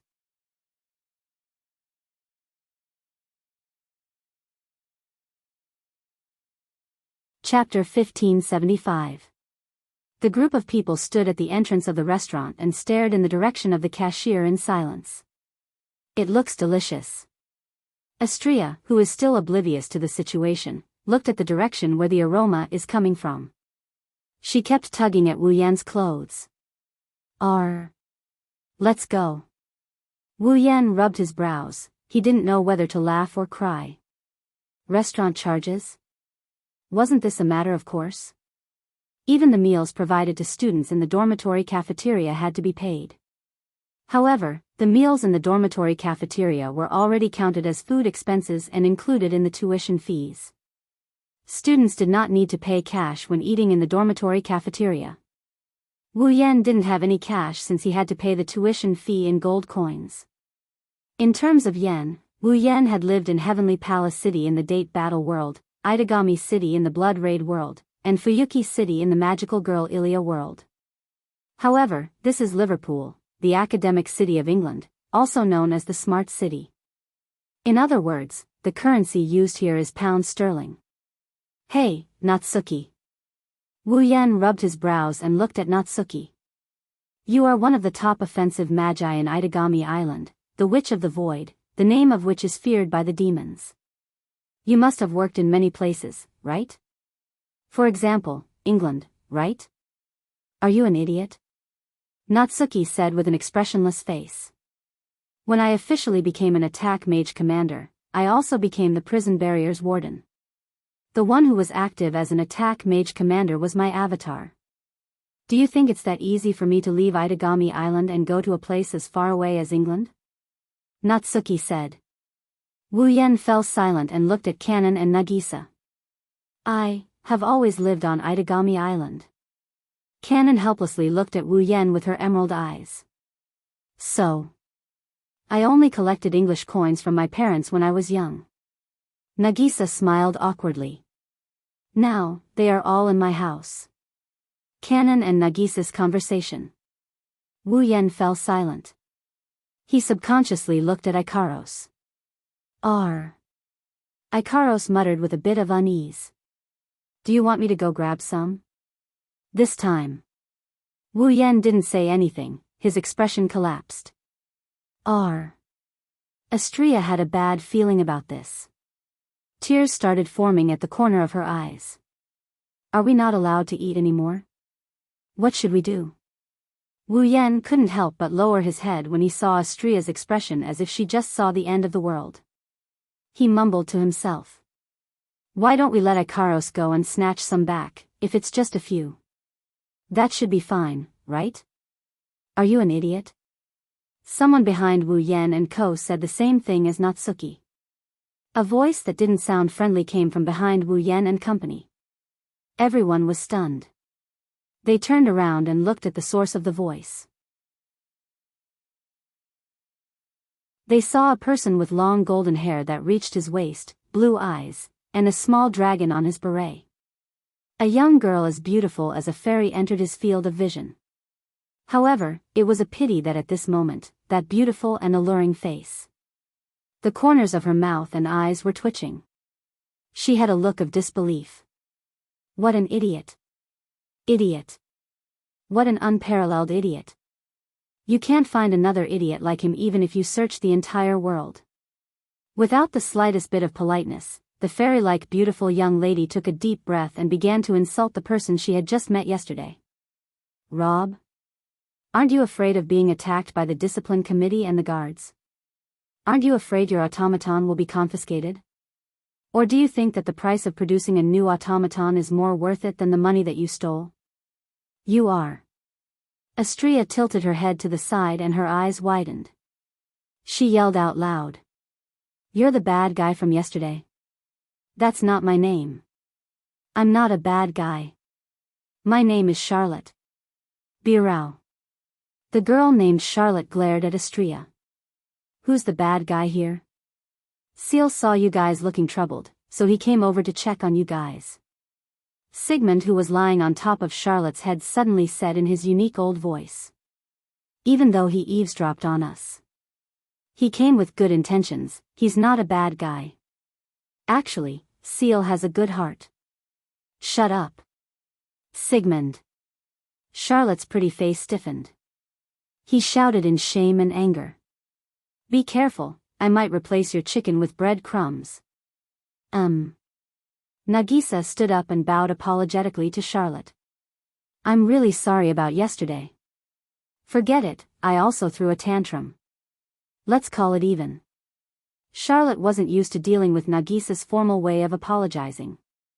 She turned her head away in a fit of anger, but she quickly looked back at Nagisa. By the way, I thought you didn't have money to eat? Well, it's not that I don't have enough money to eat. Wu Yan sighed. He grabbed something from his pocket and tossed it at Charlotte. We just don't have any cash. Charlotte reflexively reached out her hand and caught a small object that was flying toward her. She opened it and was immediately stunned.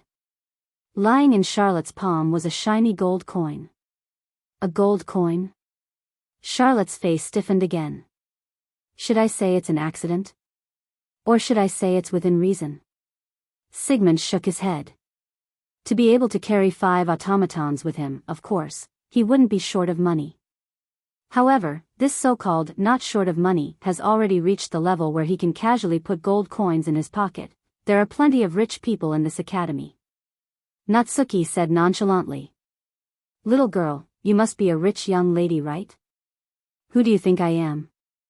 Charlotte's blue eyes emitted a sharp light like that of a ferocious beast. I am the Charlotte of the Northern Territories, Count Bilo family, with the unicorn badge bestowed by Her Majesty the Queen. Bilo. When she said this, Charlotte's tone wasn't filled with pride and glory, but something even more intense. It was like the Charlotte of the Northern Territories, Count Bilo family, with the unicorn badge bestowed by Her Majesty the Queen. The phrase, Birao, was not a title or status, but a dream and yearning. Therefore, Sigmund, who was lying on Charlotte's head, fell silent. Natsuki also stopped talking. Even Astria, who didn't understand complicated matters, noticed the change in atmosphere and shut her mouth. Of course, the only thing she shut was her mouth. Gulp. In the silence, Astria's stomach started growling at the most inappropriate time. You. Astria clutched her stomach and shrugged her shoulders weakly.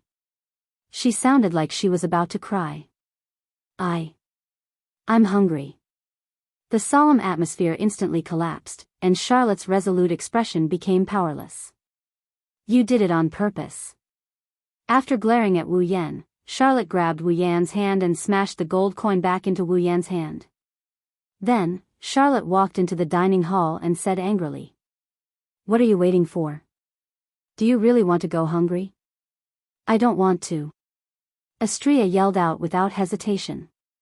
She then looked at Wu Yan with a pitiful expression.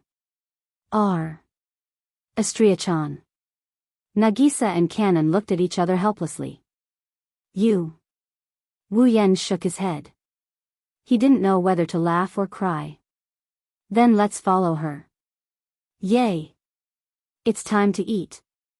Astria smiled brightly and chased after Charlotte. Charlotte? Bilo. I was wrong. You're a good person. Who's a good person? You're a bad person. Huh? Am I not? That's right. I am a bad person. Everyone looked at each other helplessly when they saw Astria hopping around beside Charlotte and Charlotte giving up on herself. They couldn't do anything about it.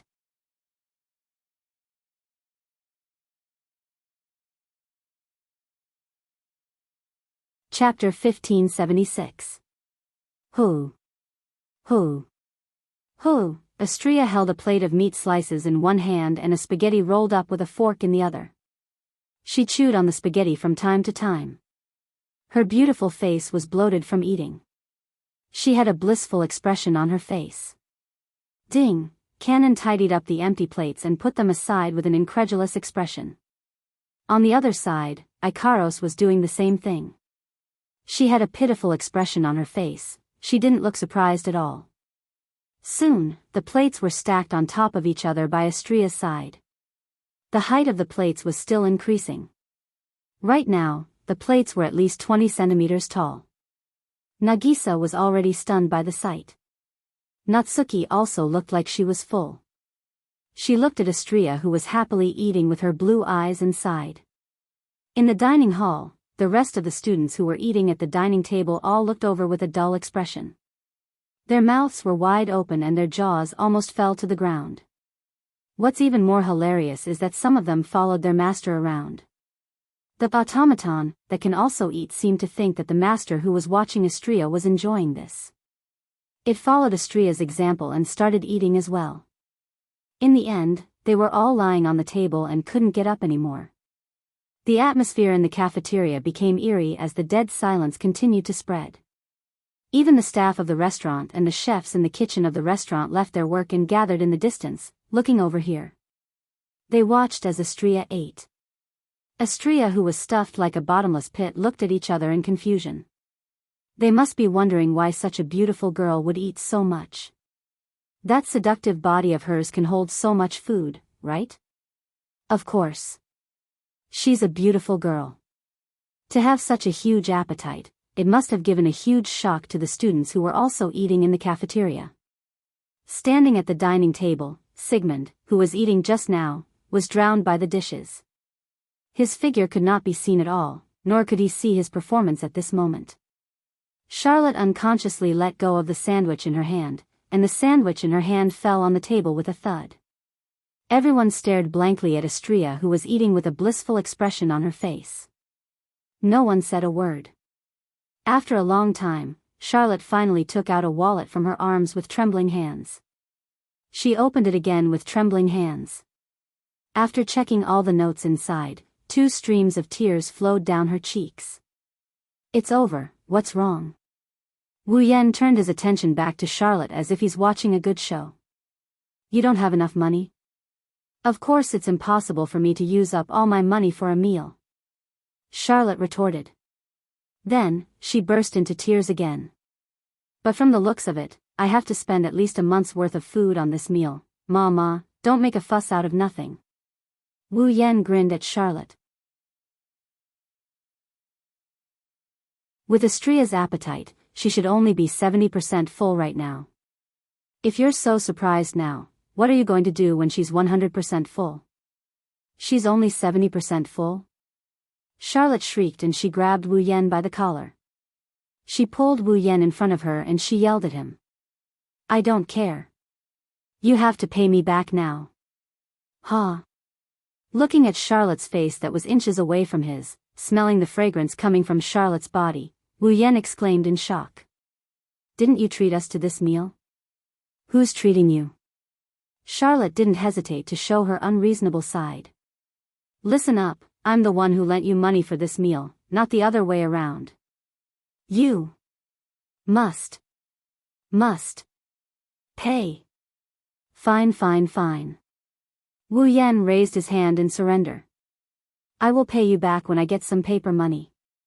How about I give you a gold coin? Gold coin. Charlotte's ferocious expression disappeared and she started hesitating.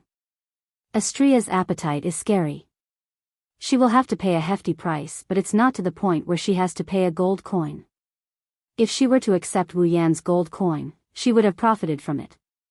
I won't take advantage of others. However, Charlotte immediately refused after hesitating for a moment. You just need to pay me back. Fine, also, interest will be charged from now on. You call that not taking advantage of others? Charlotte didn't even have the energy to throw a tantrum when she heard Astria's clanking sound. After she made Wu Yan pay the interest, she looked at Astria and sighed in admiration. With such a gluttonous automaton, it's no wonder you have to carry gold coins around with you. I know you have misunderstood, but you are right in a way. It's not easy to feed Astria. Wu Yan patted his cheeks. But, it's best if she can eat her fill. It would be troublesome if she gets hungry during my test today. Test? Charlotte paused for a moment before she realized what Wu Yan meant. Oh right, you are a new student, so you have to take a test today to determine your ranking in the academy. It's boring, right? Wu Yan is bored out of his mind. He rested his face on his hand and waved his other hand. Ranking or whatever, it doesn't matter. What do you mean it doesn't matter? Charlotte frowned. She looked at Wu Yan with a serious expression. I mean, do you really understand the importance of a puppeteer's ranking in the academy? Importance? Importance? Wu Yan looked at Charlotte with a half-smile on his face. That's only for a portion of people, right? Charlotte choked and couldn't say anything. The Walpurgis Royal Mechanical Arts Academy was the best academy in the world of magic. It was also an institution that constantly sent out excellent puppeteers and nurtured top-notch puppeteers. Students who could study in the Walpurgis Royal Mechanical Academy were basically geniuses who came from all over the world and had the most outstanding talents. Every 4 years, the Walpurgis Wangli Robotics Academy would hold a tournament to select the best golem user from the geniuses from all over the world. Night Gathering. It's officially known as the Walpurgis Royal Mechanic Academy's Night Gathering. It's a tournament organized by the Walpurgis Royal Mechanic Academy to select the best puppeteer. In the Night Gathering, the puppeteers will use magic to control automatons to battle. In the end, the only winner will be crowned as the Demon King. A puppeteer with the Demon King title would be the best, most outstanding, and most powerful puppeteer in the world. After becoming the Demon King, the puppeteer would be able to ignore the rules of the International Magic Charter and the Magician's Code of Ethics. He would have the right to read books and research forbidden spells. In other words, he could do whatever he wanted. The Demon King, who was not bound by any restrictions, would be able to read all physical bodies, use all forbidden techniques, and even carry out the exploration of immortality and genetic modification. In addition, the title of Demon King had proven that it was the strongest puppet user of the current generation that was born once every 4 years.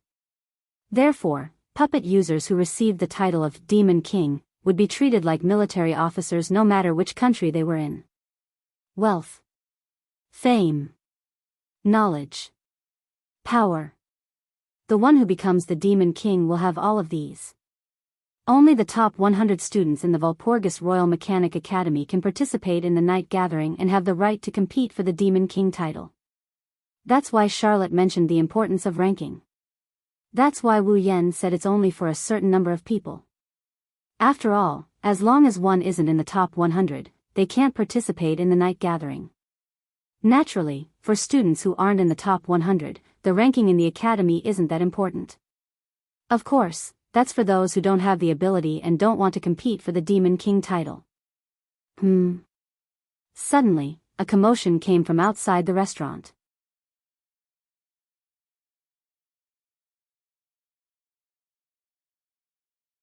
Chapter 1577. The student cafeteria was located in the center of the main street of Walpurgis Royal Mechanic Academy. The cafeteria had a wall made of glass and the seats near the wall made of glass, so the students could clearly see the main street that extended in all directions past the cafeteria. Therefore, if something happened on the main street outside the cafeteria, the students in the cafeteria would be able to see it clearly. At the same time, there was a small commotion on the main street outside the cafeteria. The one who caused the commotion was a student wearing the uniform of Walpurgis Royal Mechanic Academy. The female uniform of Walpurgis Royal Mechanic Academy was a white shirt with a black tank top that exposed the chest and a short gray skirt. The male uniform was a simple white shirt and black trousers, but on top of the white shirt, there would be a black tight leather jacket with a tank top. Apart from wearing the same male uniform as the other students, this student was also wearing a luxurious black cloak with badge-like ornaments on both shoulders. On his face, there was a silver mask that covered the upper part of his nose and only one eye was exposed. Just the outfit alone. It was enough to show that this student was out of place with his surroundings. Needless to say, there was an oppressive aura that made one's heart palpitate as he walked on the main street. It gradually filled the air with his figure. Obviously, he was not just a normal student. Behind him, there were two girls in black dresses with lotus edges and lace, with a black veil hanging over their faces, who looked like the dead, following him closely as if they were his bodyguards. No matter how one looked at them, they did not look like normal girls. They were his bodyguards. That was an automaton. It was this student who was carrying two automatons in the form of young girls. A small commotion was caused on the main street outside the cafeteria. Of course, it was not his fault. The commotion. It was not so much this unusual student that caused it. Rather, it was the students around him that caused it. The student carrying two automatons in the form of young girls walked on the main street expressionlessly. In front of him. All the students retreated to the sides of the main street in a panic. Every student who retreated to the sides of the main street avoided him in a panic, similar to when they saw Charlot yesterday evening. But this time, the students' expressions were completely different from when they saw Charlot. When they saw Charlot, they were afraid and fearful. When the students saw the student who was carrying two automatons, they were filled with respect and fear from the bottom of their hearts. It was as if they were ordinary soldiers who were admiring a general who had accomplished miraculous feats on the battlefield. Now, the students who were making way for him gave off such a feeling, oh? Natsuki looked at the student with the silver mask, black cloak, and two automatons in the form of young girls.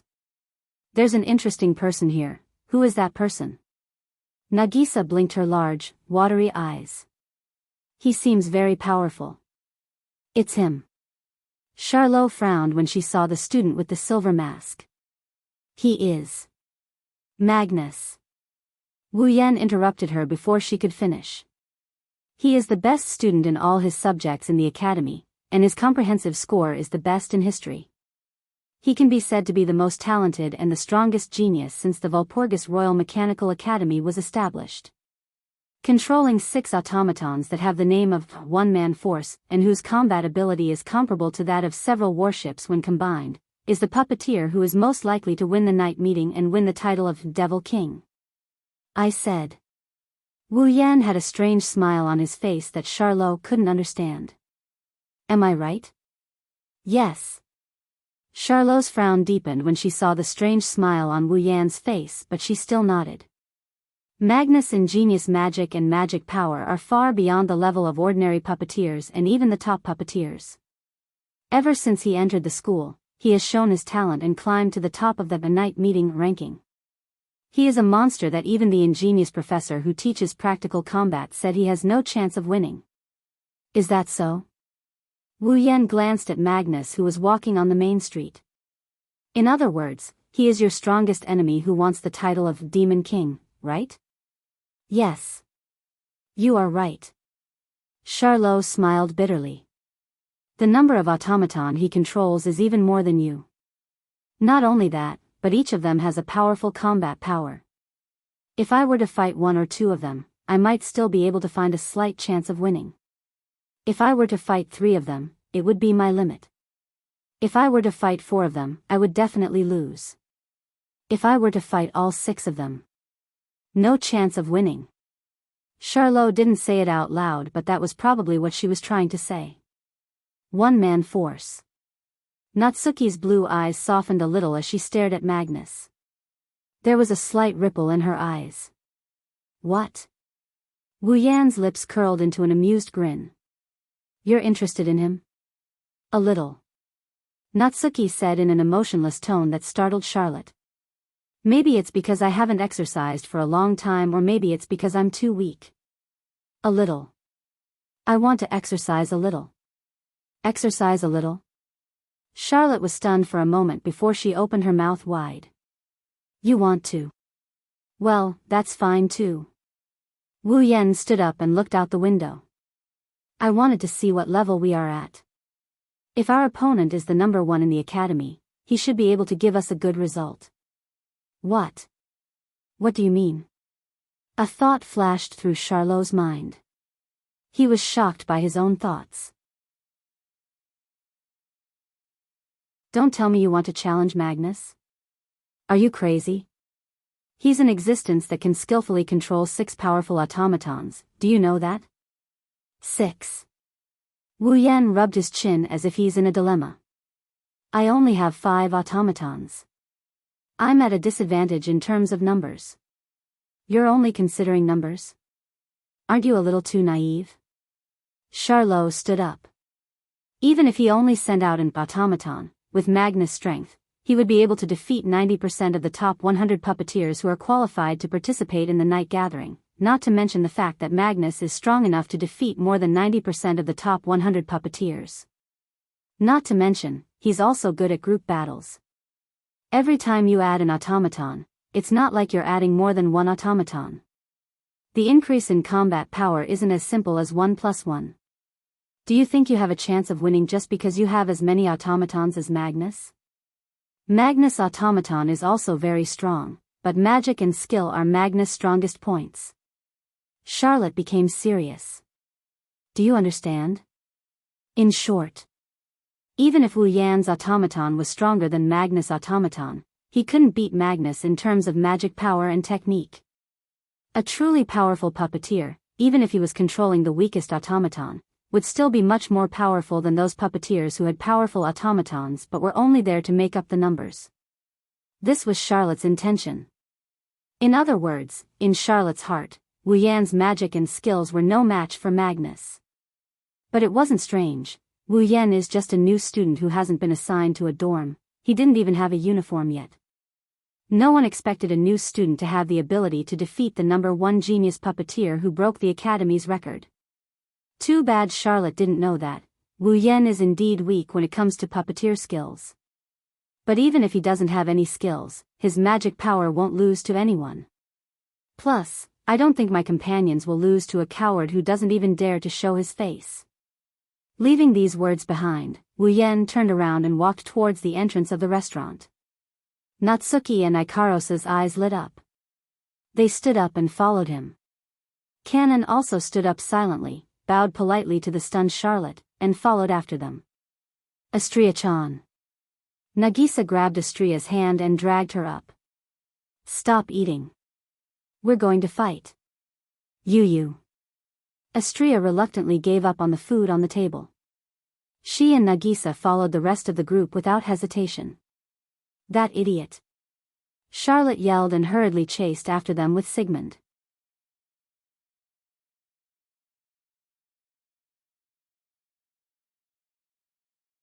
Chapter 1578. It's Magnus. Magnus is here. Did you bring your automaton to class again? Magnus seems to be quite active in class recently. In the past, he would only go to the lecture hall after we started class. It was hard to even see him. Now, we can see him on the main street almost every day. It should be because of the night meeting, right? That's right, the night meeting should be starting soon. Even if he's the number 1 in the academy, he should be a bit nervous, right? That's true. On both sides of the main street, the students fully played the role of spectators. They looked at Magnus with awe as he walked across the main street while whispering to each other. It's unknown if he didn't hear them or if he didn't, but he acted like he didn't. Magnus was still expressionless. Even his eyes that were exposed outside the mask didn't have a trace of emotion. It seems like he's already used to being the center of attention, right? Magnus slowly walked towards one of the lecture halls in the academy under everyone's gaze with the 2 teenage automatons in tow. However, it didn't take long before Magnus' footsteps paused for a moment. It's not because of anything else. It's because, in this situation where everyone is avoiding him, there's a person walking towards him. There was a person walking towards Magnus on the main street to greet him. It was a man with black hair, red eyes, and a calm expression on his face. He was accompanied by 5 beautiful young girls of different sizes, figures, and temperaments. They were so beautiful that they looked like they had walked out of a painting. They were chatting and laughing as they walked over. The man was wearing a black shirt, black pants, and a black coat. He wasn't even wearing the academy's uniform. It made people wonder if he was a student of this academy. But it was very obvious. He was carrying an automaton, so he shouldn't be a teacher. After all, in the Walpurgis Royal Tactical Academy, other than the professors who taught tactical magic and control techniques, there were also other instructors. The other teachers either didn't have an automaton, or even if there was an automaton, it would be impossible. They wouldn't just casually bring one out. However, Magnus has seen all the teachers who taught magic and control techniques. So, the man in front of him who was carrying 5 automatons. He should be a new student. Of course, at the scene, only Magnus was able to guess the other party's identity. The students standing on both sides of the main street looked at each other, not knowing what was going on. These students didn't see that the beautiful girls following the man were all automatons. The reason Magnus was able to tell that the girls were automatons was because he was extremely sensitive to mana. Therefore, he could clearly feel that there was a weak and almost imperceptible magical wave on the man's body that was constantly rippling and flowing into the bodies of the 5 young ladies bit by bit. Only an automaton could receive magic power from others so easily. It was also because he sensed the magic flowing from the man's body that Magnus paused for a moment. Automatons that had self-discipline and high intelligence only needed to receive a certain amount of magic from their master to be able to maintain their daily activities. And the magic power flowing out of the man who was walking towards them and infusing into the 5 automatons was enough for them to fight. The man was coming for him. After coming to this conclusion, Magnus' expression didn't change at all. His footsteps returned to normal and he walked towards the man. It didn't matter if the man was coming for Magnus or not, Magnus wouldn't take it to heart. As the #1 super genius in the history of the academy, it wasn't the first or second time that Magnus had been provoked by others. If he took it to heart every time, then Magnus would be tired.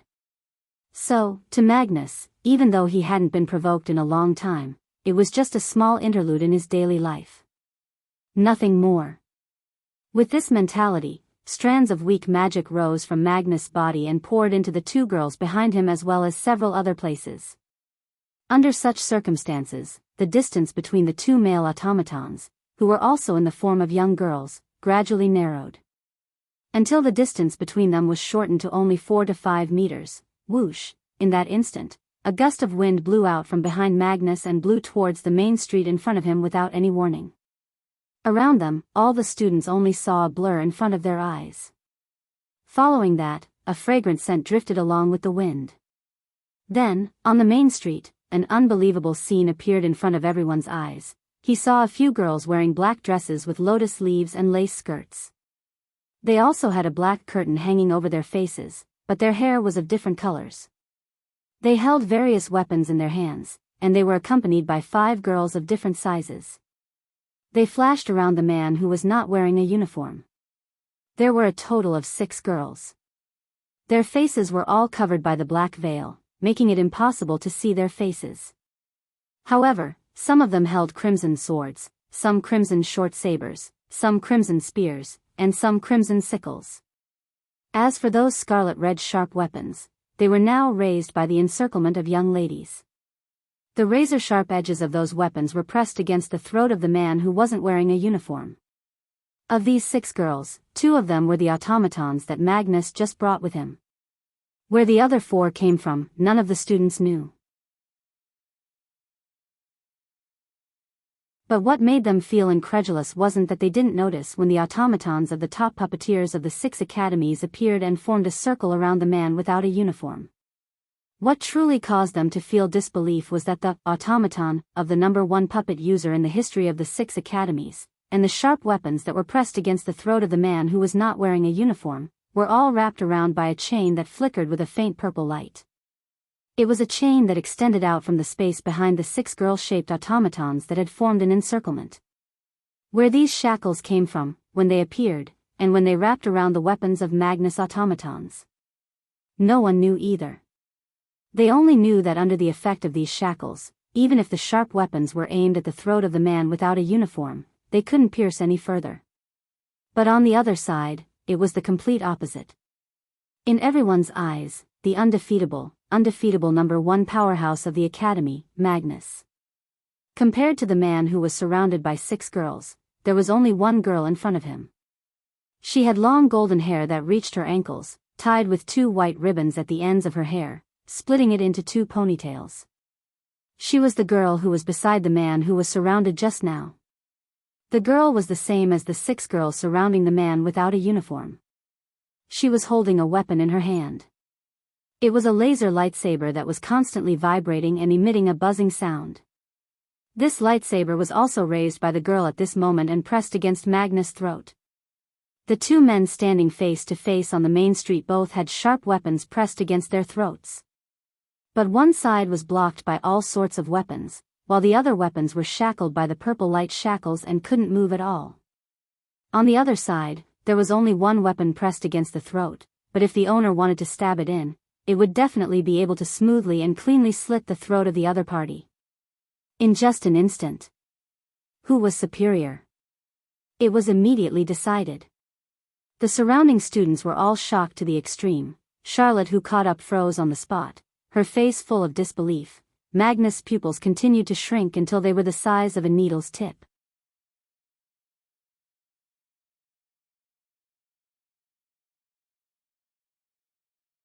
Chapter 1579. Silence. A deathly silence. All the students stared at the 2 men who were standing face to face with their weapons pressed against their throats by the automaton. Their expressions kept changing and finally, they were all stunned. Impossible. Charlotte, who had just rushed out of the student cafeteria, had a shocked expression on her beautiful face. Not to mention Charlotte, even Sigmund, who was flying beside Charlotte and resting on Charlotte's shoulder, straightened his body and reacted in a manner similar to that of shock. This battle had come too quickly. And it ended too quickly. However, regardless of whether it was Charlot, who knew that the 2 of them would meet, or the surrounding students who had yet to react, all of them seemed to subconsciously reject everything they saw and froze on the spot. Although it was only a momentary encounter, no one knew how much of their strength the 2 people on the main street had used. However, the most talented and strongest puppeteer in the history of the academy had mobilized all 6 of his automatons. In the end, he still lost to a nobody in a battle that might not even last a second. That was a fact. The 2 men who weren't wearing uniforms formed a circle around Magnus' automatons and began to exert force on their weapons, as if trying to break free from the chains that wrapped around their weapons. Unfortunately. No matter how hard the 6 girl-shaped automatons tried, the chains that were glowing with purple light wrapped around the weapons firmly shackled them, causing the various weapons to be unable to move at all.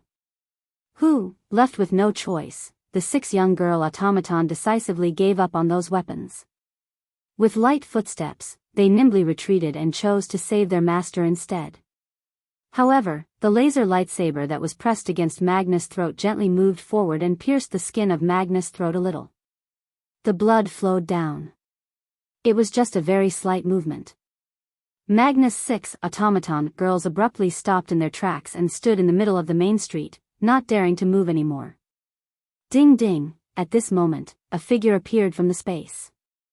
Only then did the chains that wrapped around the weapons of Magnus' automatons began to move. The red weapons that were wrapped around them loosened. With a contraction, they returned to the space and disappeared. The man who wasn't wearing a uniform continued to lead the other 4 young female automatons of different sizes.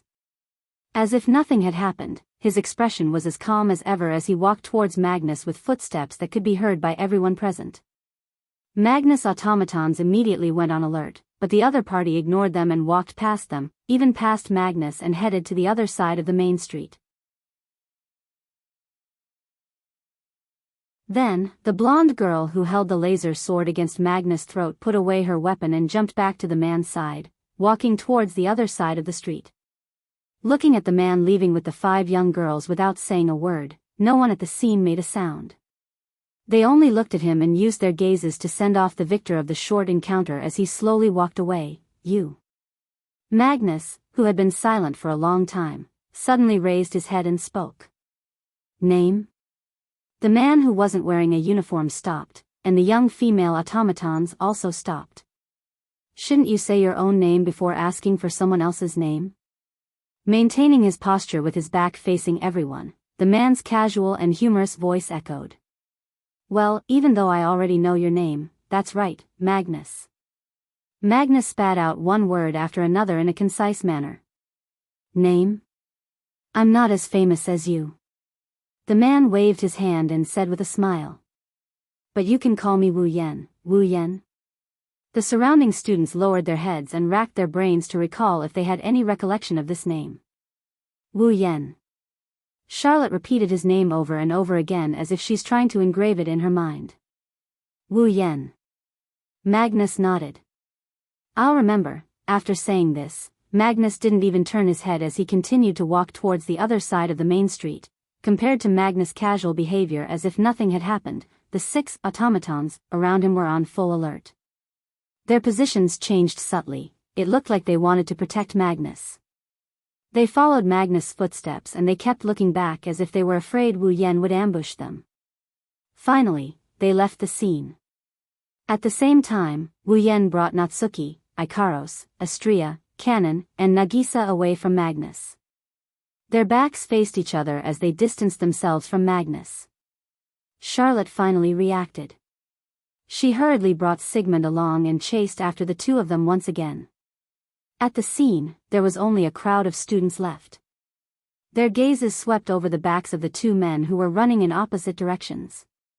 When the two figures disappeared, a clamor resounded through the entire student cafeteria's main street center area. Thus, the rumor of Magnus, the number 1 student of the academy, being defeated by a freshman with 5 automatons spread like wildfire. Wu Yen pursed his lips when he heard the commotion coming from the other side of the street. He looked at Natsuki. How is it? I can't tell. Natsuki replied immediately, even though it was a random question. That Magnus brat may have entered battle mode, but he clearly wasn't serious about dealing with you. The only reason you were able to achieve such a result was because of his carelessness.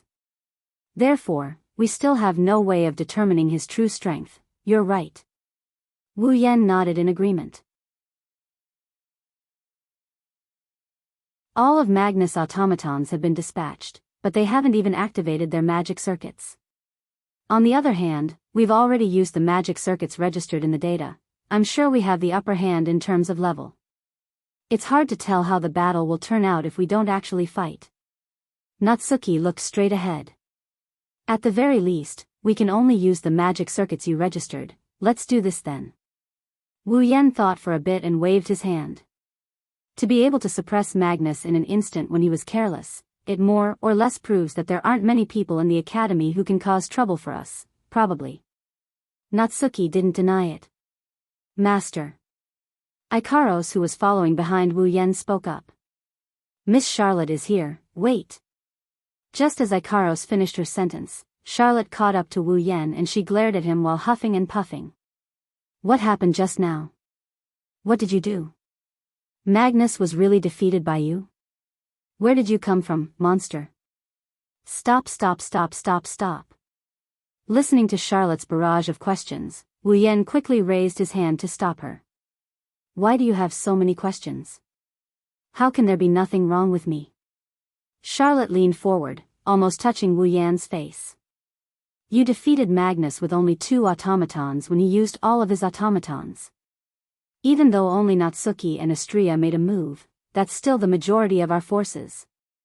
Wu Yen grabbed Charlotte's shoulder and pushed her away. Ikaros' magic focuses on defense, while Kanon's magic focuses on healing. I've only hidden Nagisa's combat strength. The rest of our combat strength has been deployed. Charlotte immediately fell silent. You're tuning into the Carefree Valley YouTube channel. Don't forget to subscribe and join us on this journey to catch the most captivating stories.